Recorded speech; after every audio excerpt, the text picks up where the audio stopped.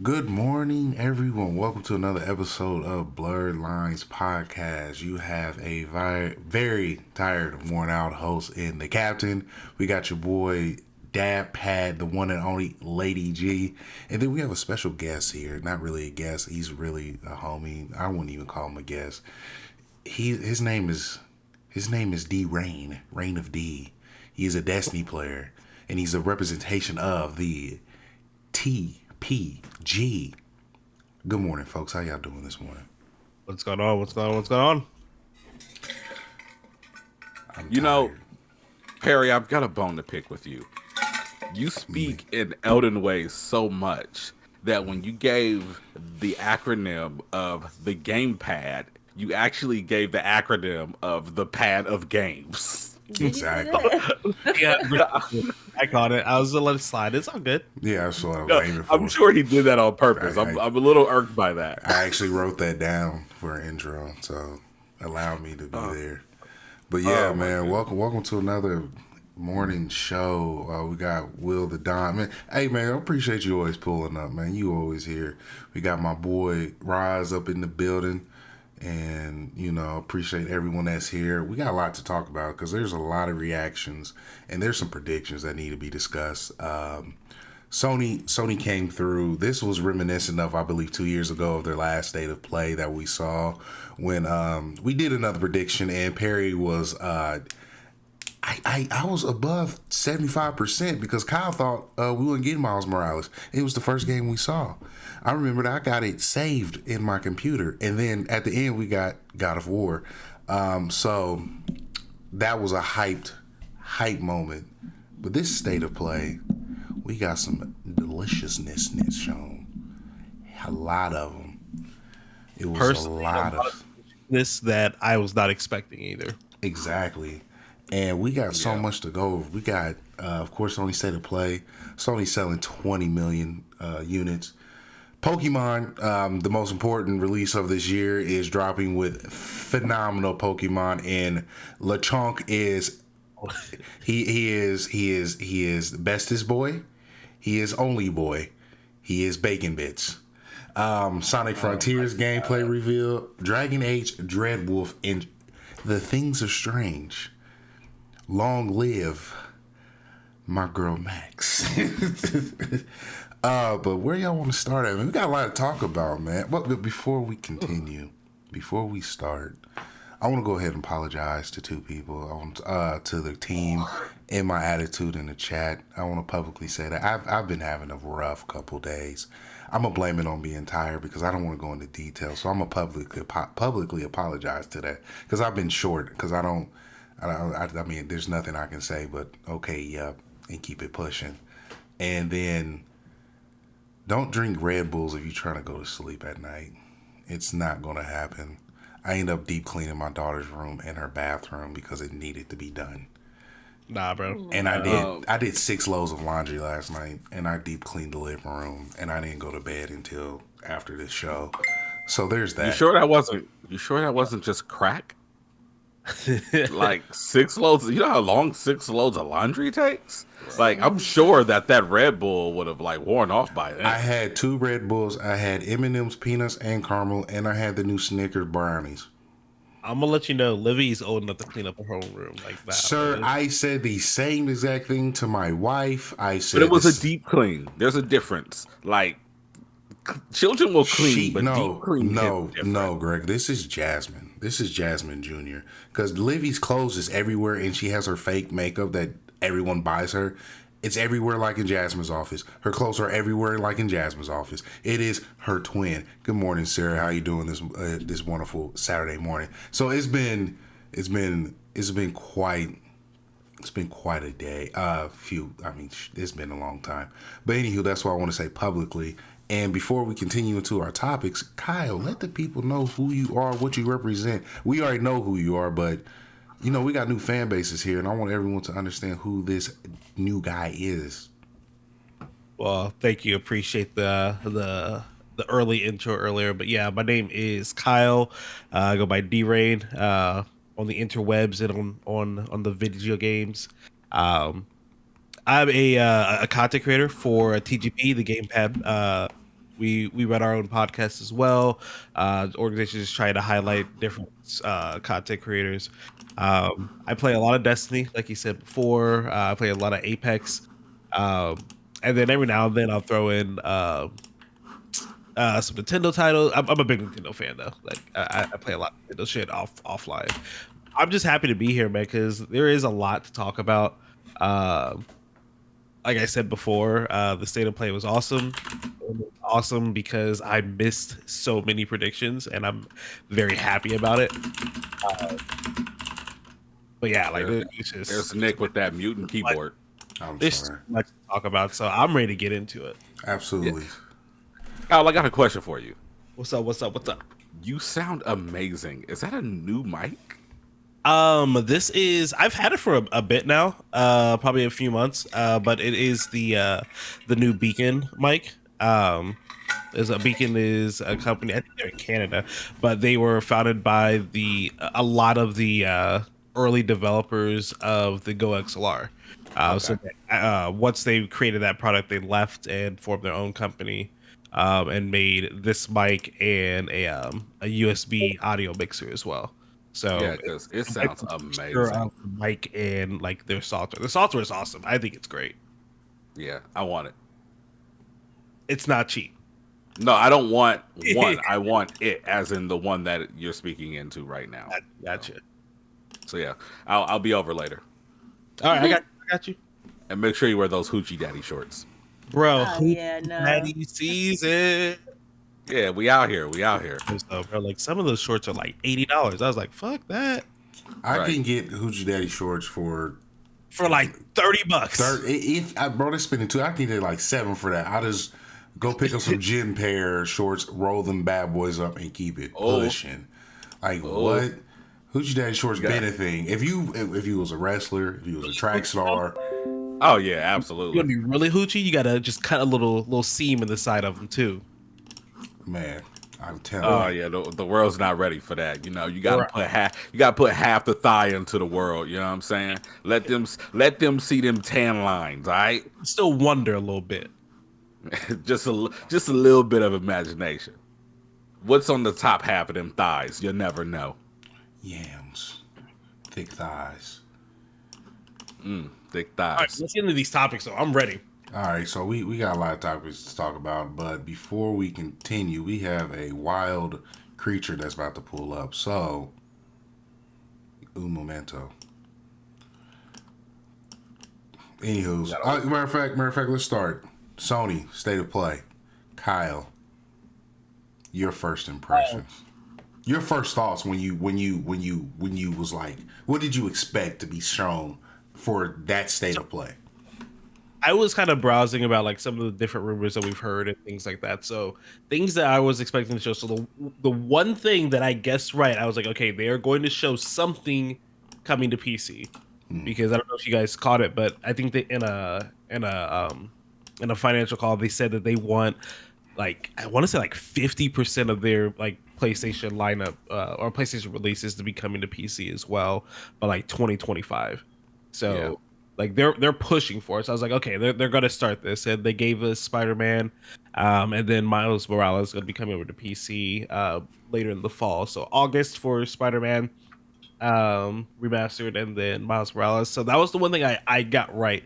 But I also thought that we would see a little bit more of Hogwarts Legacy. Because the first time we really saw gameplay of it was at a PlayStation event. So I thought we would see a little bit more of that.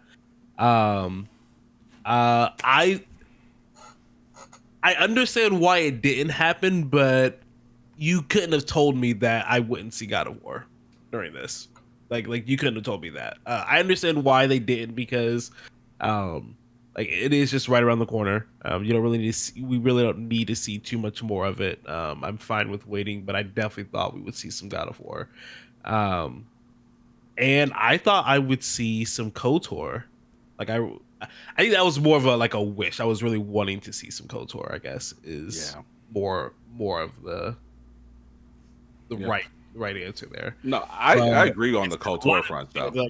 No, like yeah, they're like nah, fuck you, Kyle. Yeah. Like all in all though, like on the KOTOR front, like it's about time. I know we got like an announcement last year, and the announcement that we got was a teaser. So you would assume that they maybe have something almost ready to show. But I actually have a bit of a theory. We got a state of play. Now, last year during, I guess it was not even during, it was after the Summer Games Fest season and E3 season, we actually got an actual Sony showcase. I have a theory that what they're trying to do is kind of come in with like the double hammer punch here, and they jumped out before Xbox. Now PlayStation, obviously, they're owning that conversation. We've got another week and a half before we get to that Xbox showcase, which is on the 12th, I believe. And then I'm thinking they're probably going to come with like a mid-July actual Sony showcase, which would be insane. So if that happens, it would be super interesting, and it would also be very bully-like for them to just jump in and be like, "Hi, yeah, no, we're running this conversation. Fuck you guys." Well, I mean, I feel like they're gonna have to though, because obviously like a lot of the companies are doing like these shorter like little pressers, so like more like Nintendo Direct type of approach to it, but that hasn't happened this year. Like we've had so few of these this year. Like I think we've had one Nintendo Direct, like actual Direct this year so far. And I mean, granted, we are in June, but I mean, it is June. A lot of people have been really quiet lately. Yeah, I mean, I would imagine. Well, at this point, we've got our teaser for God of War like almost 2 years ago. We got our somewhat. I mean, I guess it was gameplay there though. It was like really, really choppy, just brief clips, and kind of like it was more of a story beats kind of trailer that we've gotten from them. So I would imagine here in the next month or two, we'll probably get like that traditional Sony state of play that's like 18 minutes long, where they kind of walk you through the game, kind of show you what the game really looks like. Because I mean, we got it with Ghostwire, we kind of got one with Harry Potter already, we got it with Ghost of Tsushima. So it seems like that's something that they are kind of continuing the trend of. So I don't think we'll probably get any like big God of War. Maybe a 3 to 5 minute trailer sometime during Summer Games Fest season. But the rumor right now is September is what we're going for the launch. So I guess it would make sense that mid-July, early August, we would get that traditional 15-20 minute trailer or state of play that focuses purely on God of War. So yeah. I'm excited for whenever it does come, but it looks like it's coming this year because they're slowly but surely starting to kind of like roll out marketing material and other things of the sort for that game. Lady Gunner. Oh, go ahead, bro. Go ahead. Oh yeah. So I have things to say about that. Lady Gunner, do your thing. I'm sorry. No. Go ahead. Okay, so first things first, we have a wild Sarah that appeared. Everyone, welcome the one and only, the scary one, the one that kills all, Skeeto Baby. What up, Sarah? What up? If she can hear us. Oh, she can hear us. She's muted. She's muted. She might be hiding from us. You know, she's all about those 70s and 80s aesthetics. She might be waiting for the proper moment to run up that hill. Yeah. So my thoughts. So my expectations from this was Capcom had to come through and go crazy, and they had to show Street Fighter 6. Oh, you said those words. Oh, Street you Fighter said 6 had to be shown. Like, that was something that had to be shown. That was my expectation. And because it was one of those, like, they haven't said anything, and it's one of those, like, you're the next big Capcom release. But Capcom started off with Resident Evil 4 remake for the PS5. and then also Resident Evil 8 VR for PSVR 2. Bro, VR. Like you want to talk, and then and also VR 2 support for Resident Evil 4. like you want to talk about somebody that came in and just was like our show. Like Capcom is, they are a VR2 in general though. Like they come in, station out of nowhere says, you know what, like we've got this VR2 thing like cooking in the background. It's okay. Next day, here's 4 gigantic titles that are going to be on this VR2 that we're working on right now. And you're gonna want them all. Every single one, bro. The Walking Dead one actually looked really dope. You are the first person to ever say that, because that was not something I did not find. That was not something I even cared about. So interesting. So I'll be fair. So the thing is, like, zombies are played out, like they are tired, but it did look like a solid VR game. But it's just like, could you have just made them like angry, like ants or something? I don't know. Well, I don't want people to have a heart attack. No. So Right. so check this. The VR showing for PlayStation wasn't sold to me until I seen Horizon. That I mean, all 3 of them looked amazing. Horizon did it to the point where you're not just getting VR demos. No Man's Sky did it as well. But we actually got a good showing of what VR that Sony is working on that didn't just look like lightsaber and stuff like that. I mean, Beat Saber is cool though. Like we can't hate on Beat Saber. Beat Saber is fun, but there's I a get what you're particular saying, somebody that I don't care for that played Beat Saber that we try to rekindle a friendship, and that was dead when I told him to shut the hell up. There was no turning back to that. Okay, I am sorry for Perry's ex-friend, whoever you are, wherever you are. Vinny, I'm looking at you, Vinny. Oh, name drops. Spicy. Just flick the spices everywhere. He's not watching. Yeah, absolutely not. Never mind. I almost said something there. Whew. Okay. But honestly, like, this is like kind of this is something we've talked about before, like in the past, right? To where we've got these VR games that are more than just point click. So like we're hoping that, like with these titles, I mean, obviously, like we saw lots of climbing, we saw a lot. They showed the most, obviously, of Horizon, which makes sense. Horizon's the biggest name that of late, the biggest name that they showed far, as the VR goes. So like, it looked really good. I'm excited for it. Will I get it? I don't know. I'm not completely sold on VR just yet, but it looks really good, and I'm excited. Right, and I will say the same thing. For it, okay, you guys are all of culture. We've watched each trailer in 4K on this panel, correct? Right. Okay. Ooh, I have not just yet, actually. Oh, you're Kyle. Oh, it's okay. It's okay. I've got them in the back of my pocket. I am absolutely pulling up for the 4K. You know, I am the 4K pony. I rode in on the blazing fiery horse, just like I rode in the way for Blu-ray and 1080p back in the day. I am gonna get there. I've got them all saved in my watch later on YouTube. Hair flowing with the fan in front of him, everything. He's ready. You know, it's out there. Don't worry about it. I am absolutely positively gonna pull up, and you don't have to worry about it. Can you please explain to me what that Final Fantasy trailer looked like in full on 4K? Hold on. Before we get to the 4K, the explanation of the Final Fantasy 16, I want to definitely mention some of the indie titles that were shown, because one thing that the rumors leaked out that's for the state of play was focused on third party. And I was thinking like we was going to get a lot of third party games that really people didn't care about. and then we was gonna get hit with Street Fighter 6, either God of War or Final Fantasy 16. But that wasn't the case.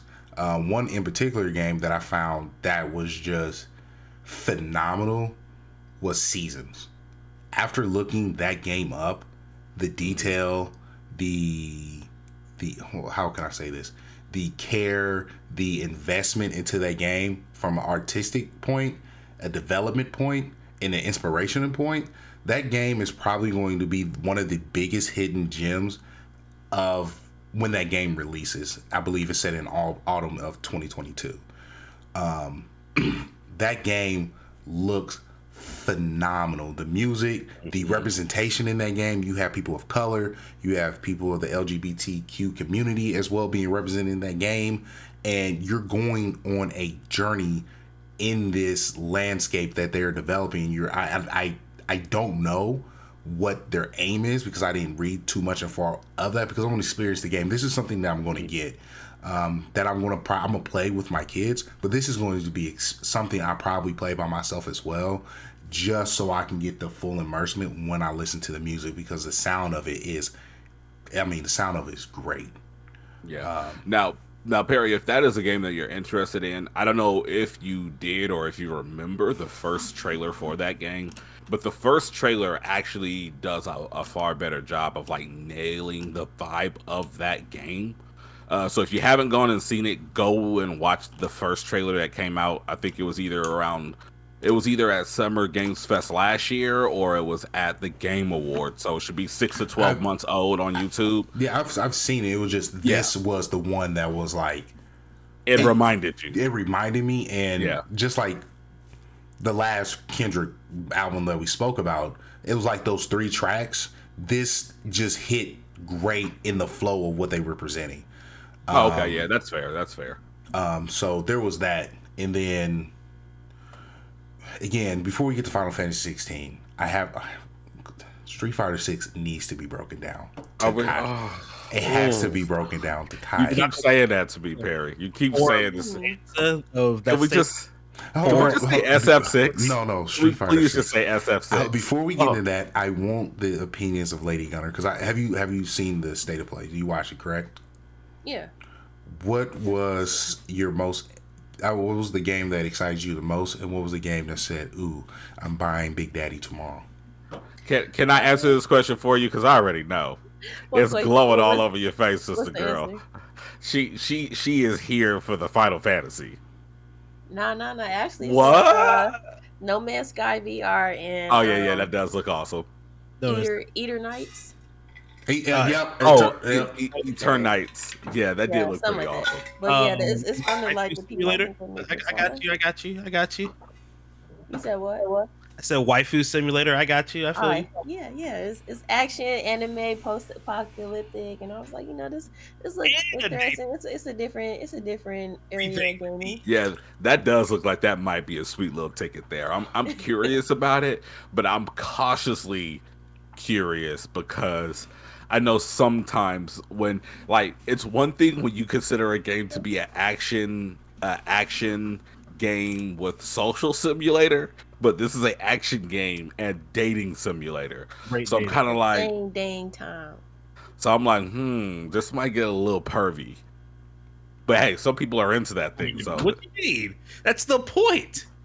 Yeah, I'm sure. But hey, I got my look. The dad pad is open. You can get right to the front door from here. The kitchen is right over here. The last thing I need to be doing is to be macking on my anime girlfriend, kissing on her in the virtual world, and then my wife pulls up or the kids come over. They're like, Kyle, what are you doing? Kyle, ask him I'm who doing was this his to save the world. Kyle, ask him who was his waifu in Persona 5 Royale, because he act like he hasn't done this rodeo before. Well, Persona's a little different because it was a social simulator that had romance in it. This is a dating simulator, so the romance in it is going to be a lot heavier.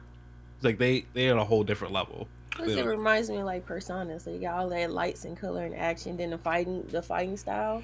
I thought it was pretty neat. So answer me this question, Lady Gunner. I want you to be honest with me.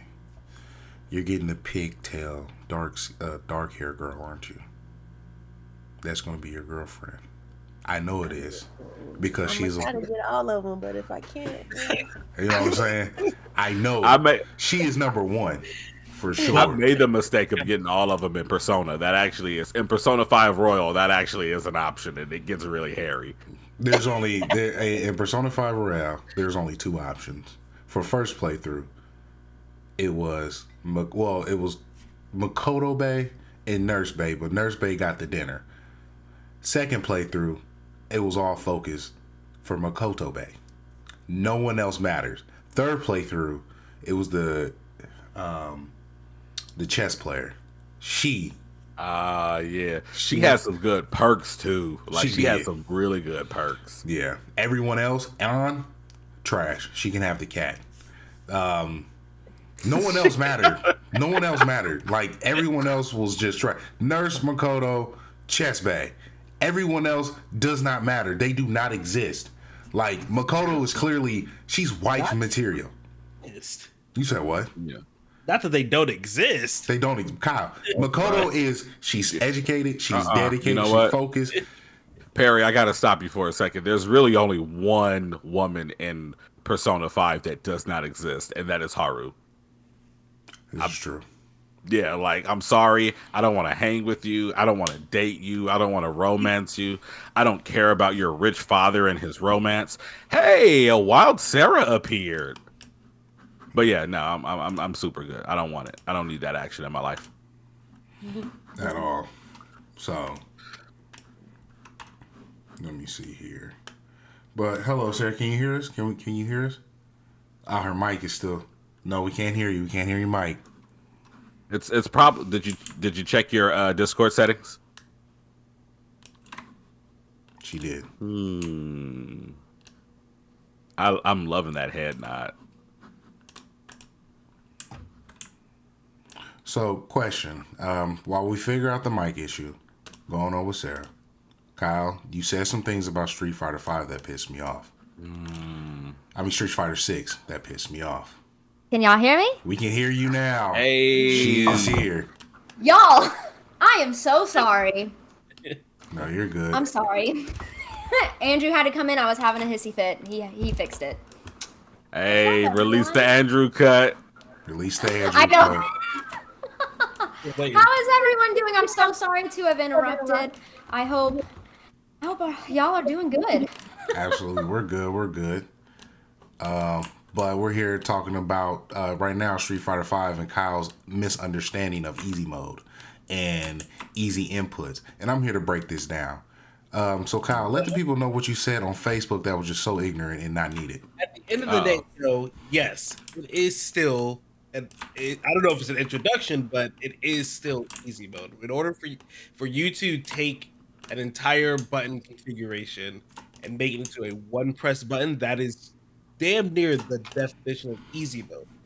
I mean, Wait, what is this easy mode we speak of? Like, no. It's called modern controls and classic. Sorry. Oh, that's what that modern and classic is about? It is Dragon Ball Fighters. I'm going to break it down to him as soon as he gets done talking. Continue, Kyle. So the modern inputs allow for a one button special, basically, is how they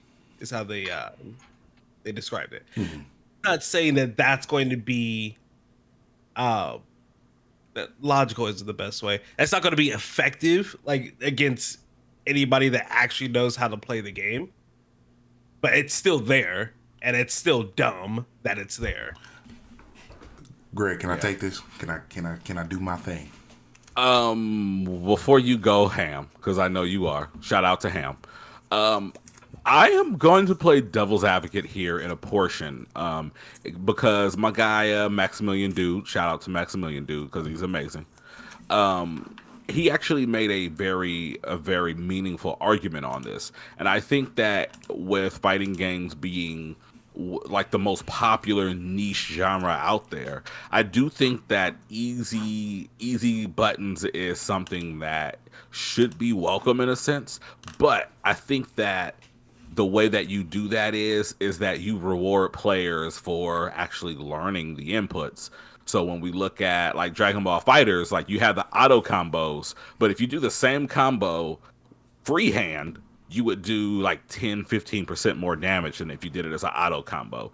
So if they have a way of like reprimanding those easy inputs by like dealing less damage and using them that way, I'm all for it. But if you want to reward like casuals for like the shortcuts, then I don't know. Then at that point, it's like go away with it, off with its head. I feel like you gotta get it how you live. Like, what if somebody's not good at memorizing button combos? I guess they not good. So Like, that's the truth. Okay. Yeah. Okay, I'm gonna let everyone say their piece. I'm then I'm going to take this. You said what? I said that's what training mode is for. You get there, you learn those button combinations. I don't have enough a- time. I gotta grind on Destiny. Listen. I know nothing about Street Fighter, but I have a wonderful gift of forgetting buttons. Like, I'll play a game, like on the 64, on whatever, the Switch. I've been playing that like for a while now. And all of a sudden, I'll just have like a blank moment where I'm like, oh my God, I don't even know where like A is anymore. Like, how do you jump? I forget. So, training mode could help, or you could just be a lost cause like me where you just have moments of forgetting how to play a game. I will say that. So I think the last Street Fighter that I played, like with any like amount of time, was Street Fighter EX. I think that was on PS1. PS1, yeah, PS1, because my uncle had it and he'd kick my ass all the time, like, every single time. Was he using Skullomania? Huh? Was he using Skullomania? Did he use Baby? I'm not. I don't remember because it's a long time ago. Yeah, But you would know if you got your ass whooped by Skullomania. He was a skeleton guy. That because like I still know how to do a Hadouken. Like once you like these controls, they don't change. They haven't changed since back then. Like obviously there's newer characters, but like some of the classes, like they don't change. Like and it's put into muscle memory. Like I guarantee you that almost any combination that Nick uses in Street Fighter, which is a game he doesn't play very often, he can map out right now. Not necessarily saying the buttons, but like where like his hand goes. Because like I think the Hadouken is what it's down, like forward down, and then right. Your heavy punch. So Hadouken is down, diagonal, forward, plus triangle. Just the heavy punch, yeah. So let me do my thing. Is there a fan going on? Triangle is medium punch. Is it medium? Okay, my bad. Yeah. We assumed that was heavy, but that don't make any sense. But all right. It's usually either R1 or R1 depending on how you have your top button set up. But Yeah, so what I'm about to do is drop the link for Street Fighter 6 for people to go ahead and check out and look at the updates and what they have to offer. So the modern controllers are for people who are just diving into fighting games for the first time, or people who haven't been on the competitive scene for some time to get their feet wet to feel comfortable. AKA Dragon Ball Fighters, which they did. If you wanted to get good at the game, if you want to be competitive, you had to hit the dojo. You had to break your character down. You had to learn it. You had to learn your setups.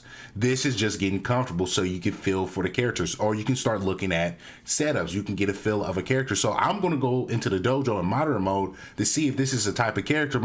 I like it the way his pokes are. So when you look at the modern controllers, you only have light, medium, special, and heavy attacks. Those are just one. And when you have classic controllers, you have light punch, light kick, medium punch, medium kick, heavy kick, heavy punch. So you break that down into the inputs. I guess that's my thing. So it's like when you use modern, then like how do you even like figure out if you like the pokes? Because you can't. Well, in certain situations they do, because I'm not doing anything extra.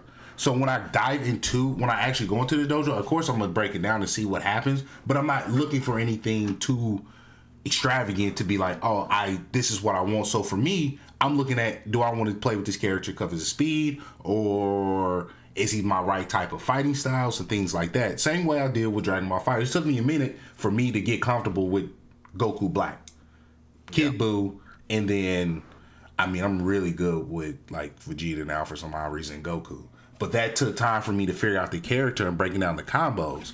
This game is by far Street Fighter 6 is probably one of the most welcoming Street Fighters in a very long time. They focus in, they nailed it in, they have a focus point, which is hip hop. It's going to get people in here. The open world aspect, though it looks trash right now, is still in development. That's forcing engagement and an investment to see what you do with your character in that world. Now, bro, that's 2K Blacktop in Street Fighter. That's exactly what that is. And that's what it seems to be, which is fine. Yeah, actually like it because like that avatar looks like to be an actual avatar that you can customize and make look like how you want it to look like. So like getting like different ranks or like doing different objectives will give you different customizable additives you can put on there. Because like I think that'd be dope as shit. It's like Jumpstart. If that's how it's being played. And, I think it will. Not to cut you off, Perry, but I was watching a breakdown of Maximilian Dude, and if you watch the trailer, there's actually one frame where you watch the trailer, you see like the avatar come up to the other guy that looks a little sketchy, and then they break off into a fight, and then it skips to another scene where it's like Chun-Li and Ryu throwing hands. But if you break it down and you watch frame by frame, what you actually see is the avatar is actually fighting that random NPC looking guy that you see in the trailer. So that would probably like signify that you probably have some type of like customized like avatar character, and there's maybe some type of like story mode where you go through and you're fighting in the streets to maybe work your way up to fighting the actual Street Fighter cast. I don't know, but it could be interesting. One thing that for sure that I want to have in this game is what are you going to do with the fighting online? If it has netcode and it's good, we're set. Another thing that I really love. You know they're going for it. You know it's going to have rollback netcode. Because Street Fighter 5 was so barren when it released, it was like, oh, okay, this is it, done. The designs, because there was leaks of character designs as well, and there was gameplay of fights as well. Ken looked like he was a crypto bro that lost all his money. Akuma has a beard. So therefore he is being played and he will be rocking the Hoochie Daddy shorts because I am giving people demons. Kid like that, man. You said what? Why he come at Brother Kid like that, bro? Because Ken's design was pretty dope. He looks dope, but he looks like a crypto bro that lost all his money. Am I lying? Tell me I'm lying. He does look like a crypto bro, but I argue not the one that lost all his money. He's the crypto bro that is so rich he just doesn't care that he's wearing. He lost his money because his hair is now turning from blonde to stressful. I'm losing my money. Black. That is what happened. Ken used to have pure blonde hair. You feel what I'm saying? It's still blonde. What am I missing? I didn't see black hair on Ken. Oh, you didn't look in the center of his hair of stressfulness. It's okay. I'll go ahead and send that to you. Right. Please. Man, leave him alone. But right. He needs to hit the salon.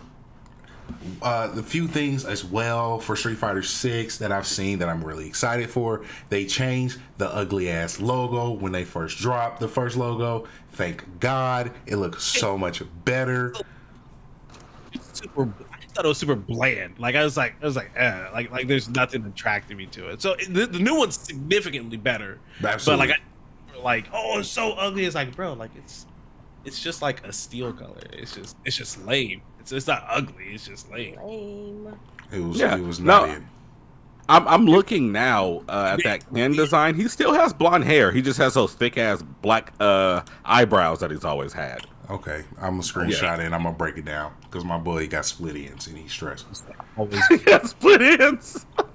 I don't think split ends have anything to do with stress. He just needs a trim. No, he got split ends. Ken used to keep himself together. That boy's stressed. I don't know. Like Ken always did a really bad job of putting ponytails in. Like anyone who's played any from the Alpha series, like he'll like have a ponytail in. And then he'll put like the hair tie at the tip of his hair, like right here, and it's like, well, Ken, what are you doing? Right. Like that's not how you put your hair up, bro. All right, so Nick, while we're waiting for you to send this image to Greg, who am I playing as? Who should I start as when it drops? Oh, you're going to be the sumo wrestler guy with the big gut. You are going to be the one and only Greg. Say his name. E Honda. Thank you. I could play Honda. E Honda is going to be it. I'm really interested in playing Akuma, but he is not going to be the guy I play. We don't know that. No. Based on- I know who I found interest in. It is the Muay Thai fighter from Brazil. I think it's a woman. She had on a 2-piece. Yeah, she has my interest already. Because, I mean, Bruce and Josie. I don't think I saw. Yeah. If I bring it up. And DJ is another character that I was interested in. Yeah, his character design this time looks nice, but quite honestly, if we're only basing on character design, she's Mexican fighter, she's wrestler. I'm sorry. If we're only basing on character design, I actually already kind of have a thing for Jury. I think she's like a really awesome character. I always like quick characters that are base and kicks. So I'm really kind of digging her new aesthetic. So that's what I'm curious in. But also the new character Jamie that they showcased in the trailer looks really, really dope as well. Jamie looks really good. Jamie was given hands, bro. Well, mainly, but he was giving them whatever they were. Yeah, I think I saw a knee justice in there, and I'm always down for a nice flying knee. So Guile's design is still strong. I would just he always saucy. That's the sauce god right you know there. what I'm saying? So Guile's looks good. So there's I was gonna try Guile out, but I know he's kind of tricky to play, isn't he? Yeah, Guile is notoriously known for being one of the most there's only one characters to learn. and there's only one man that I know who's a god. You win Evo and you face him in the first of 10. No. I will never go and play a professional Guile player because they are the devil. Hold on. Yeah, dang. But before I look up the guy's name, because I'm spacing, ladies and gentlemen, I want to go ahead and give a nice introduction to our other guest today, and that is Skeeto Baby. Skeeto Baby, let the people know who you is. All right, so hi, I'm Skeeto Baby. So yeah, I'm what you call a nerdy dancer. You're casual nerdy dancer. I like old school games. I'm Team Nintendo. I do have a PC, so I like to just play really anything. I'm not really in the whole console debate, if people even still talk about that. I just started a new YouTube channel, and I've been doing Pokemon openings. So we'll talk a little bit about Pokemon, but I'm more into like the box openings and things like that. I'll start venturing into the games. I like sharing gameplay. I have a VR headset, and I dance. So when we get to Stranger Things, I'll talk about that a little bit more, but my goal is to just fuse everything that I like, which is dance and nerdy stuff. So that's me.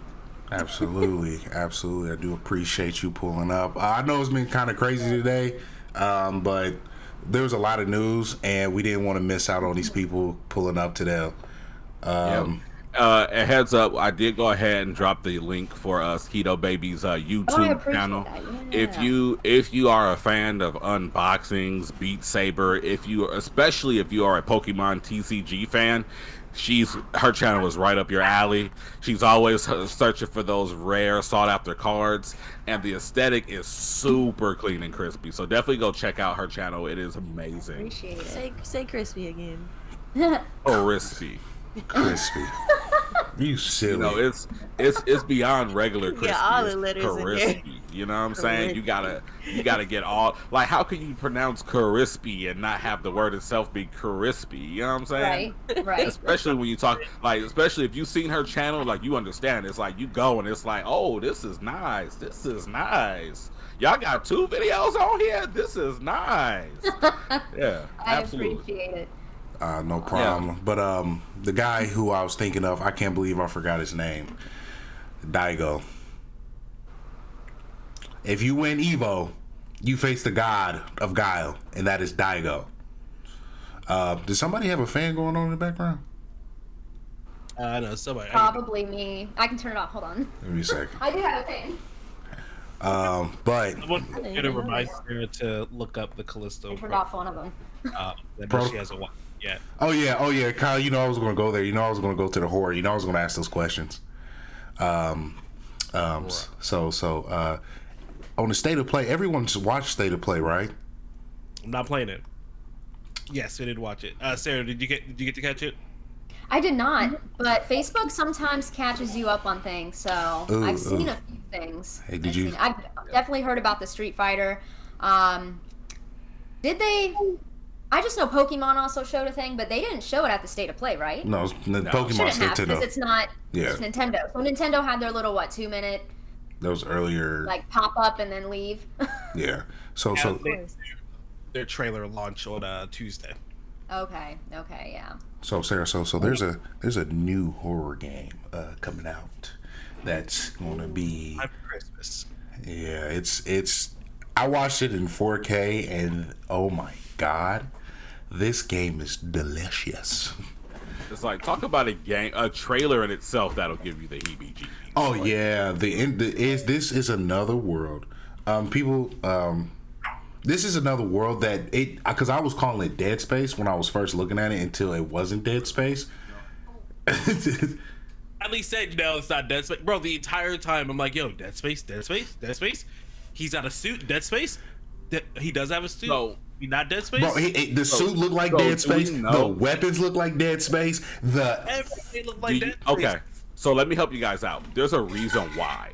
So the same people. So. Yeah, the original team, the creators of Dead Space.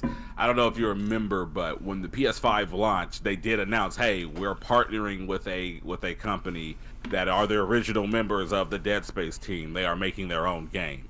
So it's kind of shady and a little spicy that they are coming out with Callisto Protocol, which is the spiritual successor to Dead Space, 1 month before the Dead Space remake from EA is coming out. Like, tell me you trying to shade somebody without telling me you trying to shade somebody. Shade is through the roof. So I'm excited. That's another game that I saw that and Sony came through, and this was another game that I'm like, I like horror games. Some horror games have a particular fetish, and we're not going to get into that. I'm looking at you, delicious Resident Evil 8. Here we go. VR? Oh, Kyle, No, next topic. We're not going to get started. We're not going to get them started. Ooh, Kyle, Yeah. I know. When she cuts my hand and eats and licks it, oh, that's going to be replayed like 17 times. bruh. Do it again. Right. Yeah. Pick me up I need and to check it strangle out. me. I have it here. I'll check it out because I mean, I like dark stuff. Me playing dark stuff. You're gonna like the I Callisto. don't know. I'm a chicken, like, because I know you have to hear things, but like I've been scarred as a child, so anything that's scary, I always mute it. Like I'd rather just not hear anything. But I know it's super essential to hear things, so I gotta break through that barrier. But Oh yeah, I'm gonna it's try it. I think one of the Resident Evil, I think they're coming out on VR. I mean, that's kind of spooky. I gotta. 4 and 8. Yeah. 4 and 8. No better way than to really break that barrier than getting in VR and doing it. So 4 might maybe be I'll try it. scary. You brave, I- I ain't looking nothing. I'm telling y'all right now, it's going to take everyone and their mama to get me off of 8 VR setting because I'm going to be there for a minute. But Yeah, we know. before we move on, because we have a lot of state of play, we need to talk about the most important, the biggest banger. That's how you do it. Before we talk about 16, I want to address the people who are upset about for Street Fighter 6. Go out and touch some. Oh my God! You're talking about the Cammy controversy? The Cammy controversy, the way the it looks. People are saying it's ugly, and I'm just saying, go touch some grass. Go out. Who said you look ugly? Like, let me make this clear. So what he's referring to, people that say are ugly, I don't know who you are, why you feel that way. You are losers. Your opinion is wrong. Your mother didn't Not love losers. you. Like, whatever, I don't care. But Yes. but to the people, but there's a group of people that are upset. Anyone who knows Cammy, she is a iconic character from the Street Fighter series. Her attire has always been like this, like baby blue or kind of turquoise, almost like the blue in the back of me, sometimes green, depending on which Street Fighter you're playing. Leotard, and then she has like these leg tattoos. And then she has on like basically Timberlands. Spiral. There. Because basically, those are Tim's. Chill out. Yeah, it's copyright, so they're gonna be Tims without them being Tims. Kind of like Sora got on them big ass, but Sora got on lugs. Those are lugs. Those aren't Tims. Anyway, but there are a group of people that are upset because Cammy's redesign, as well as like almost, I think the entire launch cast for Street Fighter has been leaked. People are upset with design and launch because she is not wearing a leotard anymore, and they're blaming it to say, "Oh, well, Capcom is a Western company now, and they just want to be so woke." It's like, how about we just want to play a fighting game where people look like they're ready for a fight and not ready for a fucking twerk competition? Like, is that a thing? I'll let you know before Sarah says it, because I know she wants to. Why not both? Why do people care? Like, things change sometimes. Like, that's just my thing. I don't know anything about how she looked before. I was trying to search it, then it came up with camisole, like people wearing strappy shirts. So I just gave up. But like, I love it. Yeah, my opinion is, who cares? Like, it's fine. That big of a deal. I will say The this. only thing that would matter is I'm assuming if like her fighting style changed to the point where like you don't know who she is anymore. No. I would be a little angry about that, but like attire, oh my god, who cares? Like, as long as she can fight, good. Yeah, it did not change. But one thing I will say, outside of the Cammy issue, people are upset of the launch characters that they see, because they were seeing a lot of this. The design reminded people of Street Fighter 3, and people which is the best Street Fighter mechanically. Like, go away. Street Fighter Third Strike is the best Street Fighter game mechanically. Not to cut you off, but anyone who sees that, yeah, like anyone who sees this and says it reminds them of Street Fighter 3 or Street Fighter 3 Third Strike, they're saying that because they know what's up. And because they know what's up, they realize that Street Fighter is leaning into one of the greatest fighting games they've ever made. Anyone who's upset at that is a fucking casual, and they need to go away. Sarah, I'm sorry. I'm over here like trying to send you the pictures of Cammy, and I'm sending you all these funky ass links instead. Now, one thing where we can move on to Final Fantasy. People are happy about Final Fantasy 16 dropping. It looks phenomenal. It is a piece of work. There are great things with it, but it's being pushed back till next year of summertime, which indicates that Final Fantasy VII Remake Part 2 is being pushed back even further, which has a lot of people disgruntled because the Final Fantasy Remake 7 Remake Part 1 is phenomenal. Kyle, I didn't hear what you said. It's been like 2 years, bro. Like, of course we were going to be upset. Right. So I'm looking forward to this. Final Fantasy 16 looks great. It looks phenomenal. They got the director who did the fighting mechanics in Devil May Cry to do this in Final Fantasy 16. Do you understand what that means? There are going to be, there technically won't be in there, but I will be aiming for style points where I'll be kicking ass. Like, I'm gonna let you finish. Let you finish. Okay, Kanye. But why do they keep saying Ifrit after Bahamut? I don't understand. Like, that makes literal zero sense to me. It's no. Bahamut, well, that's because yeah, he comes after Bahamut at all, and they kept did it like 6 different times, and I don't know why. And I know it has something to do with the game. There's no other way or reasoning or why you kept doing it over and over and over again. Yeah, he comes after Bahamut, so it's like, put respect on that man's name. I don't know, man. I don't know. I need to know why. I need to know why. Just tell me. That was like my only gripe about the entire that entire trailer because everything else in the trailer was literally Chef's Kiss, like Gordon Ramsay, Chef Kiss shit. Like it was absolutely phenomenal. He did not. He went back to his team and said, "You shitheads did good." No. You shitheads did I. Yeah. Yeah. So Hey Sarah, by the way, I went ahead and got those in your DM so you can see classic Cammy design versus the modern design. Yeah, okay, because I think, okay. Now the modern one, because I was looking online too. Does she have camo pants on?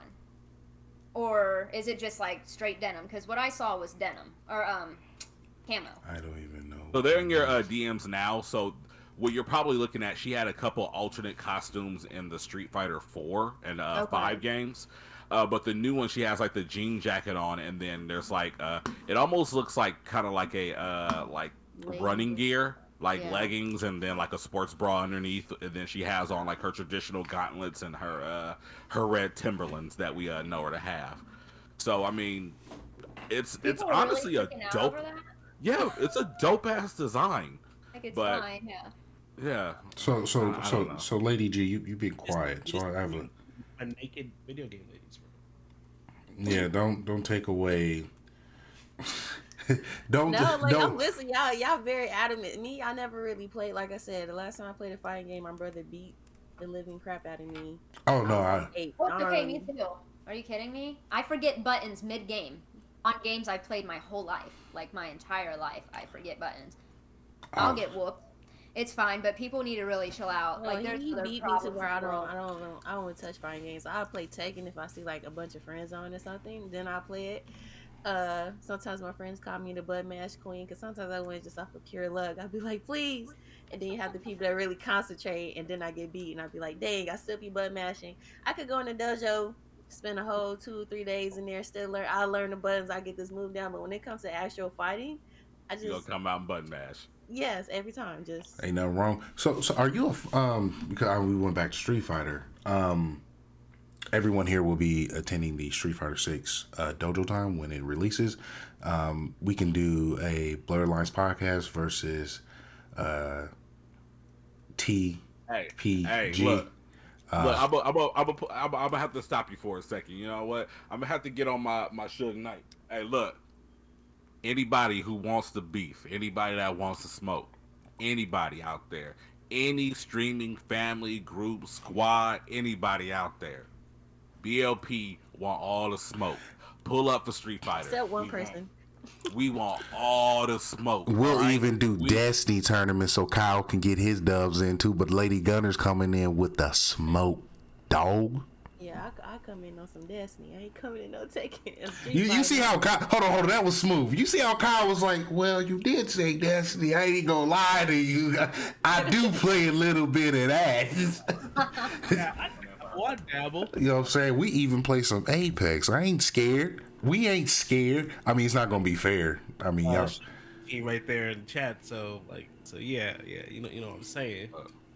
Look, when the Street Fighter come out, we out here. We want all the smoke, all the beef, the lettuce, the chicken, however you want to grill it, we got it. All right? It don't matter. First to 10, loser got to do push-ups and show. Yes. Oh, bro, I'm bad.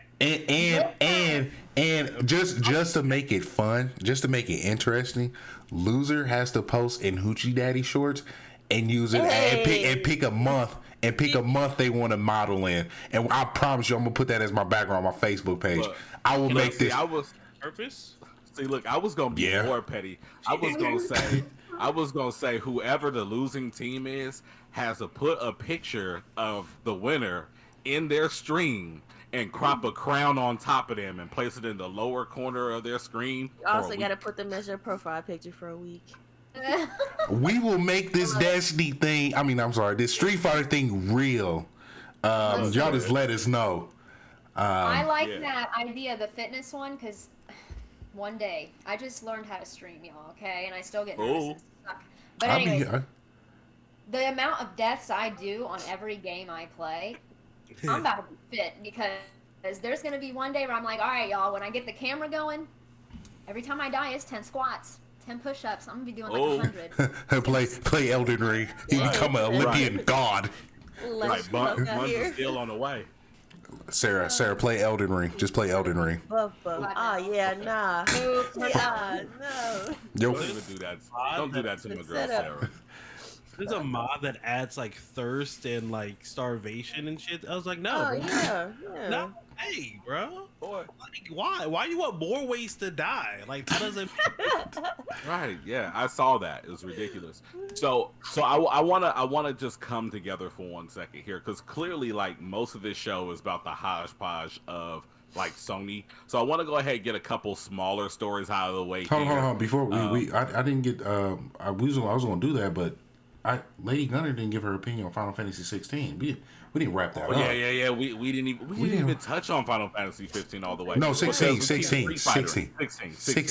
Yeah, we keep Street Fightering. So let's go ahead and gush on Final Fantasy 16. Talk about how they keep saying Ifrit after Bahamut, and like that's all that matters. Everything got died. We talked about it. I mean, other than the graphics, I try to stay away from games that I'm like really excited about. So Final Fantasy 16, I haven't really, like, when it came on, I actually turned the volume down and didn't watch it. I'm gonna do the same thing when Dragon Age come out. But other than that, I just seen the graphics. So the graphics look nice. watching in 4K. That was very Watching in 4K. like controlled of you. Like, I saw that. And like, for like anybody who like knows me knows that there are 4 games that made me a gamer. That's Sonic, Metal Gear, Street Fighter, and Final Fantasy. And when to get Street Fighter and Final Fantasy, like, new next gen games in the same like presentation was already enough. But for Final Fantasy to come out, oh my god, like, yeah, I had to. Like, but the thing is, like, I don't know if you guys know, but the battle coordinator that they have for this game is the same battle coordinator for both Marvel vs. Capcom 2 and for Devil May Cry 5. I'm gonna take you for a ride. Like 2 of the most legendary combat systems in video game history, and this man pulls up for Final Fantasy. Like, oh my, like, Sarah, did you see the trailer? I didn't see anything. Like, man. I don't know where Perry went, but if you have a second, like, hop on YouTube right now and look at that trailer, because oh my goodness, like, when I tell you it is a feast for your eyes, when that trailer popped, like, my jaw just, like, I blacked out. I was probably screaming. It's on stream, so definitely go check us out on Blerd Lines Podcast YouTube channel. But man, it looked so fucking fantastic. I cannot wait. Like, Bahamut's design. Oh my god, Bahamut looks so good. How good? I'm just kidding. Like I've never wanted to lick a giant armored dragon until. Oh yeah. Thursday. Wow. It's like, let me just lick one of those armored claws of yours, because you look so good in full 4K glory, and I need you. I need a statue of this Bahamut design. Yeah, period. Let's see here. What we got here? New riff suck. What new riff? They're talking Destiny in chat right now. Alright, Banner. We don't like Rift? Rift is so fun. No, it's not. It's when it's teamwork and your team sucks. Okay. No. Yeah, if you have a sucky team, yeah. But like, my thing is, these are the guys that repopularized Capture the Flag with Halo. Is so much better than this Rift. What original Rift? What's original Rift? So the original game was Destiny 1, and you know how it's like basically it's rounds, like what you get like 5. Before, I mean, it wasn't any rounds. It's just if it gets slammed, the rift takes like 30 seconds. I remember that. And then you keep on going. Like, this whole like start stopping bullshit. Like, no, like that's not what I'm about. Okay, yeah, that's fair. That's fair. Original Rift is way better. Yeah, it was, and it was. This can freaking shoulder charge 18 fucking meters on command. Like, yeah, that was. Then you gotta sit there and wait like 15 seconds. Like, the respawn time is actually yes. long too. Yeah. So I think it is Black Streets. Yep, 100%. But yeah, that's Rift. Kyle, I actually have I actually found a very easy way to work around those Titans. With what it's called is Warlock's new Shotgun. solar melee. Not even a shotgun. Look, all you need is a Warlock with that fire solo ability for the snap and Trinity Ghoul. What I would do is I would kill an enemy, have that lightning rod ready to go, and as soon as you see a Titan come your way, you can snap at them. That's going to put enough damage on them to where you can hit them with that lightning rod from the Trinity Ghoul. You don't even have to get a direct hit, but that lightning is going to wipe them out every time. So like that. The problem is that I have with Titans isn't of trying to kill them. The problem is of how far and how quickly they can move around because of the shoulder charge changes. Yeah, that's why you got to be quicker. You gotta be quicker than that. You gotta be quicker than that. So did we already talk about how in Final Fantasy we got Titan fights? We were able to control Titan. I mean the summons and kick ass. Yeah, it looks good. I just watched the trailer.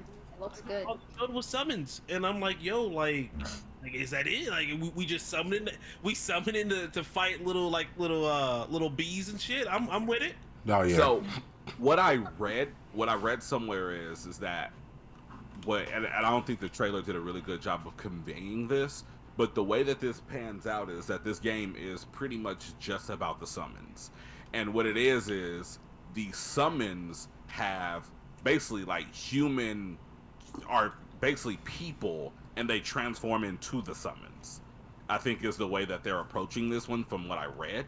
So I don't know if maybe our main character is like Odin or something, and then maybe like because at the very end of the trailer, like when they kept saying Ifrit at the very end, that's when it like focused in on the face of the main, what seems to be the main character. Yeah. So I mean, I can't really be sure, but it looks like we might have like some like Power Ranger-esque moments going on here with transforming into these huge summons and such. But I'm all for it. Like that's an interesting way, especially where Final Fantasy has low-key kind of been about like the whole summon thing for so long. If this is a game where we actually get to play as the summons, as the main characters, that would be a super dope twist to like the traditional formula of what we expected here. I just know when I do my summon and there's small humans around, I'm going to cause havoc. Let's continue on the humans alone. So let's continue. If I could turn into a giant robot, I'm just going over Sarah's house. I'm not doing anything. That's violent. I just want. So violent. I'm like, Sarah, you want cookies? You want cookies, Sarah? Here you go. It's like, I'll make them for you. I just real quick thing. I was at an airport. Y'all know they got robots that be sending y'all food and drinks. Yes. At the airport. Yes. It's frozen, and I was like, Mom, I gotta go around it. I'm not passing it near it. If it walks, I'm running. I'm not. I don't. We're in the future, and again, I know if I need to get to space, robots are gonna be around. I'm just not there yet. Yeah. This is hilarious.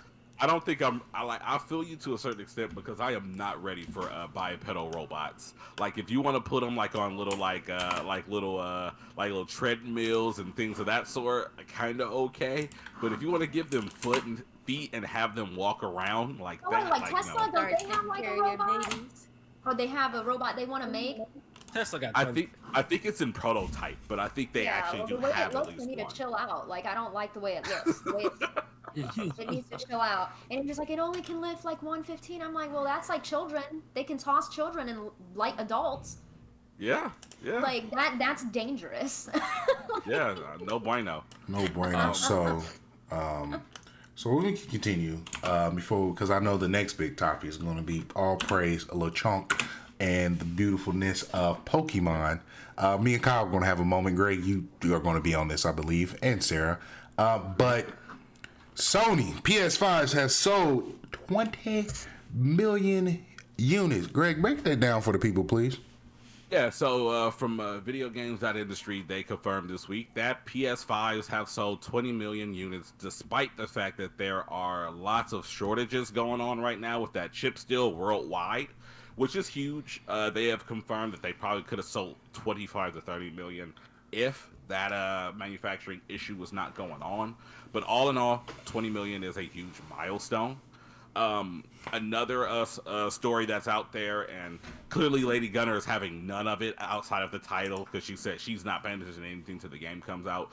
So I do just want to throw out there as well that Dragon Age 4 has just confirmed its actual title. It is no longer considered as Dragon Age 4. It is considered as Dragon Age Dreadwolf. Hold on. Oh, well, the cat is out there trying to do some things. Kitty cat, sit down. Lady Gunner, what's your excitement level? What is your expectations for this new Dragon Age? I see the glow in your face. It's gotta be better than Dragon Age Inquisition. It's gotta be better than that. Other than that, 1, 2, and 3 was awesome. No complaints. 4 just gotta be. It's just like Mass Effect. 1, 2, and 3 awesome. Andromeda. It does not exist. Yeah, so. Right, exactly. Dragon Age Yeah, no, we don't do that. better than Inquisition. Yeah, and I'm sure it will. Like BioWare knows that they are a legendary developer, and they know that they have kind of fallen from grace. And it's clear that they are taking their time with this particular title, as it took them 2 years beyond when it was announced to actually give us the name of the game. And so it looks like they're gonna baby this one and make sure that this is a golden goose for them. And shout out again to gaming studios for taking their time in developing games and make them fun. We do not mind. There is nothing boring about the games that are coming out now. If your expectations is to be in the future and become Superman with the controller in your hand and do anything and everything possible, get a PC, play the old games, and shut the hell up. There's plenty of games out there to enjoy. They look great. They're fun. Nintendo is still doing Nintendo things. They don't miss a beat, so there's phenomenal games there. Sony has been producing you with new content for things to be of interest, and they're taking their times with it. Everyone learn not to be cyberpunk. One thing my boss at my job tells me is, you learn from other people's mistakes at this job. If someone messes up that bad, you take your nose down and you see that big hole, you walk around it, or you build a bridge across it. So, Barry, I want you to know. Oh, go ahead, but we got a segue here. No. Do your thing, man. That was just my moment. Okay, no. So you said build a bridge and learn from other people's mistakes and cyberpunk and not rush. Which brings me to the next micro topic here. Sonic Frontiers gameplay has been revealed. And it looks like the most promising, amazing Sonic game that is ready to be a disappointment. Hey. I thought I was going to be the Debbie Downer. I was like, this looks like someone's project that they present at college that they're really good at game design. It looks so barren. But it looks great. Yeah. So this is my thing. In a nutshell, I've been a Sonic fan for almost my entire life at this point, and I want this game to be good. What we saw from this game, as he said, it looks like someone's project right now. It looks like it is amazing conceptually. I kind of like the fact that they're kind of playing around with Sonic's combat. Some people are weird about Sonic punching and kicking. I'm not. I think it's kind of a cool thing versus just the homing dash all the time. Like, I think that the concept looks really cool, but this is a game that is supposed to be released this holiday season. Oh no. and if you look at it, this looks like alpha gameplay. And the thing is, like, when I first saw it, I was like, oh my god, this looks amazing. I'm so excited. I'm happy for this. Wow. And then I did a little more digging, and it was like holiday 2022. And I was like, oh my god, no. Whew, y'all, like, if they release this game in the shape that it is in, it will be like the biggest disappointment that it could ever be. Hold on, Greg. Greg. Before you continue, I had to stop you right there, sir. We have 15 people in the chat. I want to thank everyone for tuning in right now. And if you do not mind, please go ahead. like, and give us a follow. If you don't mind, if you love what you see and the guests that we have, go ahead and subscribe, because of course they're going to make more than one appearance. Kyle doesn't have a choice because I owe him. I have to pull up on him and we have to go get Long's Donuts together. That is a trip. We have to get tacos. 100%. And then we have to do the one dad thing. Open a single. We each grab a beer. And we stand out front and we look at his lawn and admire it. Just look. Just Sounds look. really quaint. That sounds quaint. That's what it is to be fatherhood. You got to pull up and enjoy the lawn, or pull up and enjoy the TV. Those are your options. It's like, hey, I'm having company over, babe. All right, that's cool. What are you guys doing? Bro, Looking at my TV. Like, TV. nice. yeah, like, Oh yeah, the grill. Yeah, the grill. The grill is definitely on that list. oh yeah, because I got new sauce on the show, Kyle, and I'm gonna show Greg. But yeah, so now it's, of course, The Office. I can't. If you guys come to Arizona, I can't wait for you guys to see my trinkets. It's the grill, and it's the lawn, and it's going to be my tool shed because I have one. Nice. But I have something to say Go ahead. about Sonic. I didn't see it, but I saw like the little horizon picture that somebody wrote Breath of the Wild, and I thought of that immediately too. Like, oh, that's funny. But first, I know that's funny.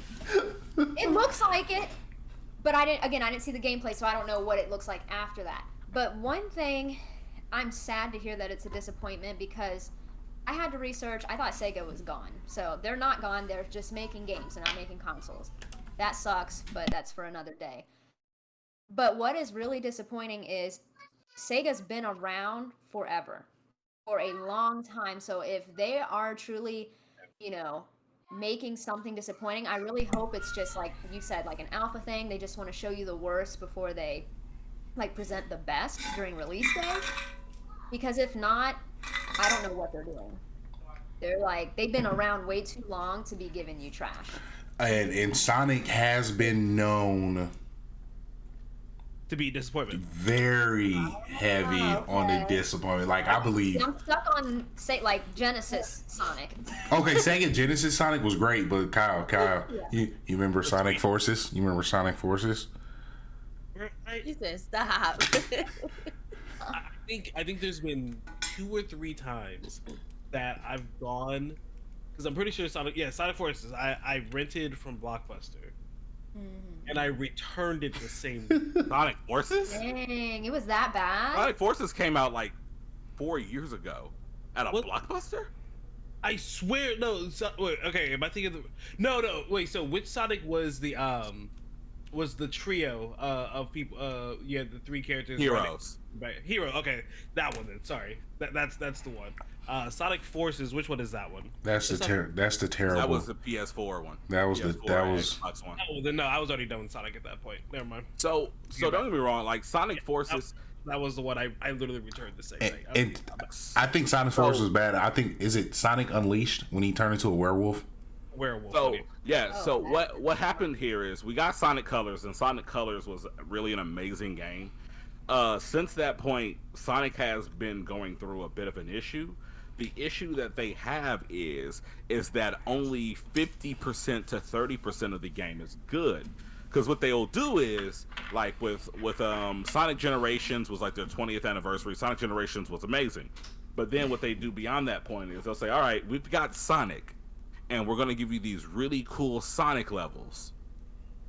But we're going to make 50% of the game like these weird, like, Crash Bandicoot levels where Sonic is a werewolf. And then they're going to be like, all right, hey, guess what? We've got Sonic again. And things are really cool. But we're going to give you this weird custom character that nobody asked for and make you play half of the game as this guy. It's like foreplay. Like, foreplay is really good. Like, your talk game is great. Your hands is phenomenal. And then you pull out your tool. And then she's upset and disappointed. Yeah. And that's what it comes to. It's like it's really weird because Sonic is like one of those things where they like completely and totally misunderstand the fan base and what they want. And they always, instead of just giving us an awesome Sonic game like Sonic Colors was, they give us Sonic colors, and then instead of just like iterating on those mechanics and building on what is a solid foundation, they throw in like this weird wonky gimmick along with it that makes us go, wait, we don't want this. But they're like, hey, but it's trendy. Every game needs a gimmick. What are you talking about? Yeah, apparently so. Yeah, I don't want it. I don't want it. That's nuts. I didn't know that, see, so now I have to... I didn't know that. That sucks. You would think that they'd get it. When did we first hear about it? Was it last year? Or Yeah, Sonic? it was last year at Summer Games Fest, I think we all said it, that it was like, like an open world Sonic game that's super ambitious. It's like you gotta be careful, and then like a year goes by and we get the gameplay, and then like, despite what Greg is saying, I think the gameplay itself, if you're looking at the gameplay, looks fine. Like the gameplay actually looks good. I quite enjoyed the gameplay. I think the problem is think that it's a barren wasteland. I say you're gonna get bored really quick because there's just not a lot there at all. But that's what I'm saying. Like if you look closer at it, it's not just the barren wasteland, because they did like a combat trailer and they actually showed the combat and there are enemies in there. The first clip that we saw was just exploration. But like when you look closer at it, it's like they're like the friction and physics are really weird. It doesn't really look like Sonic is like impacting the world at all. He's just kind of like running just above the ground. There's like all these weird like pop in textures and platforms, and like it's a game that mechanically looks like Cyberpunk when it first launched. Yeah, so I mean, and that's why like it looks promising, like you said. Yeah, like the bare minimum of what's there does look like it could be a fun game, but it's like it's a game that is the 100% like epitome of this game needs polish. Absolutely agree. Hold on, Lady Gunner, you over there smiling. What got you? Your joy's right here. You were looking at your joy. Yeah, no. It's you guys. Now you looking at your joy. I am your joy. She over there smiling. I'm like, I ain't do nothing funny. Your joy's here. Someone in them DMs. Right. Who in your DMs? What got you smiling over there? Nobody. I'm listening to you guys. You know. She blushing. Right. You ever seen a brown woman blush before? Look at her. I seen her. No shame. I seen a chocolate. Oh, it's okay. It's Liv. So clearly. Slurp Love did it. They're talking shit.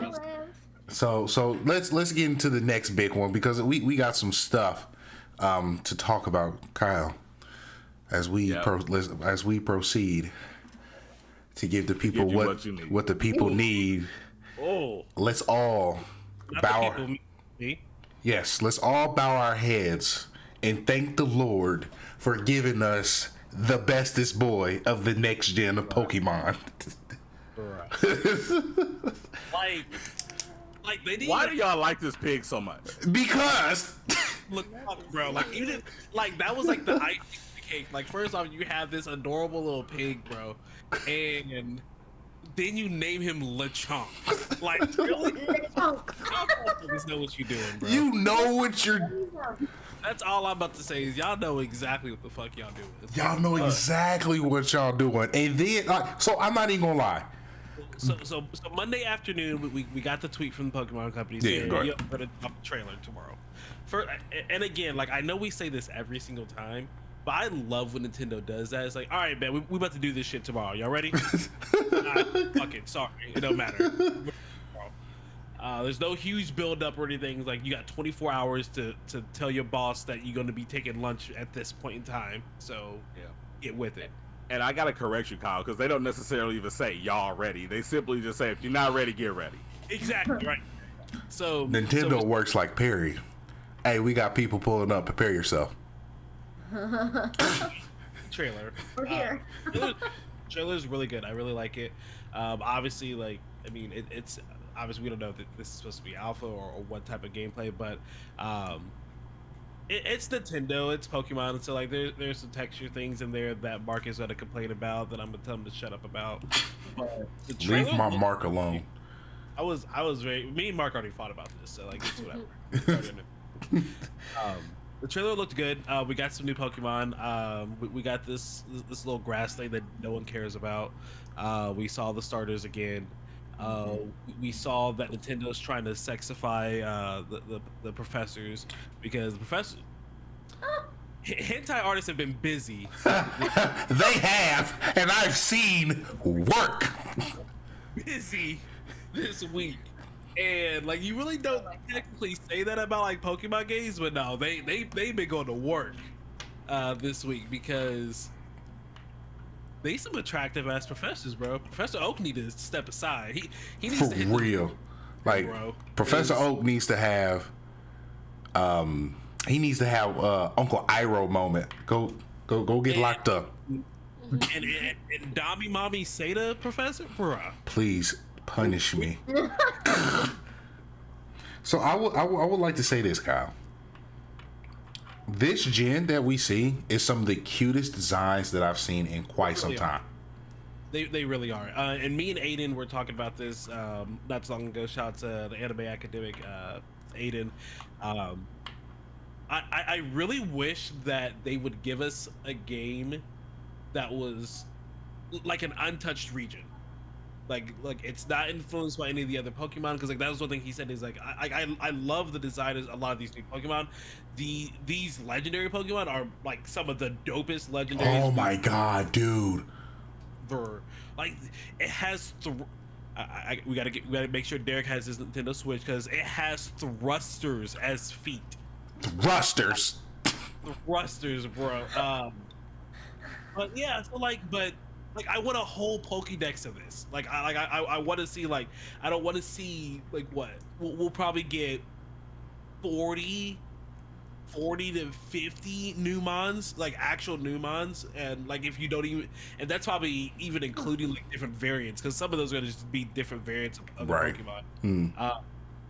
So like maybe like 25 to 30 actual Numons, which is like, yo, bro, just remember back in the day, 150 Numon.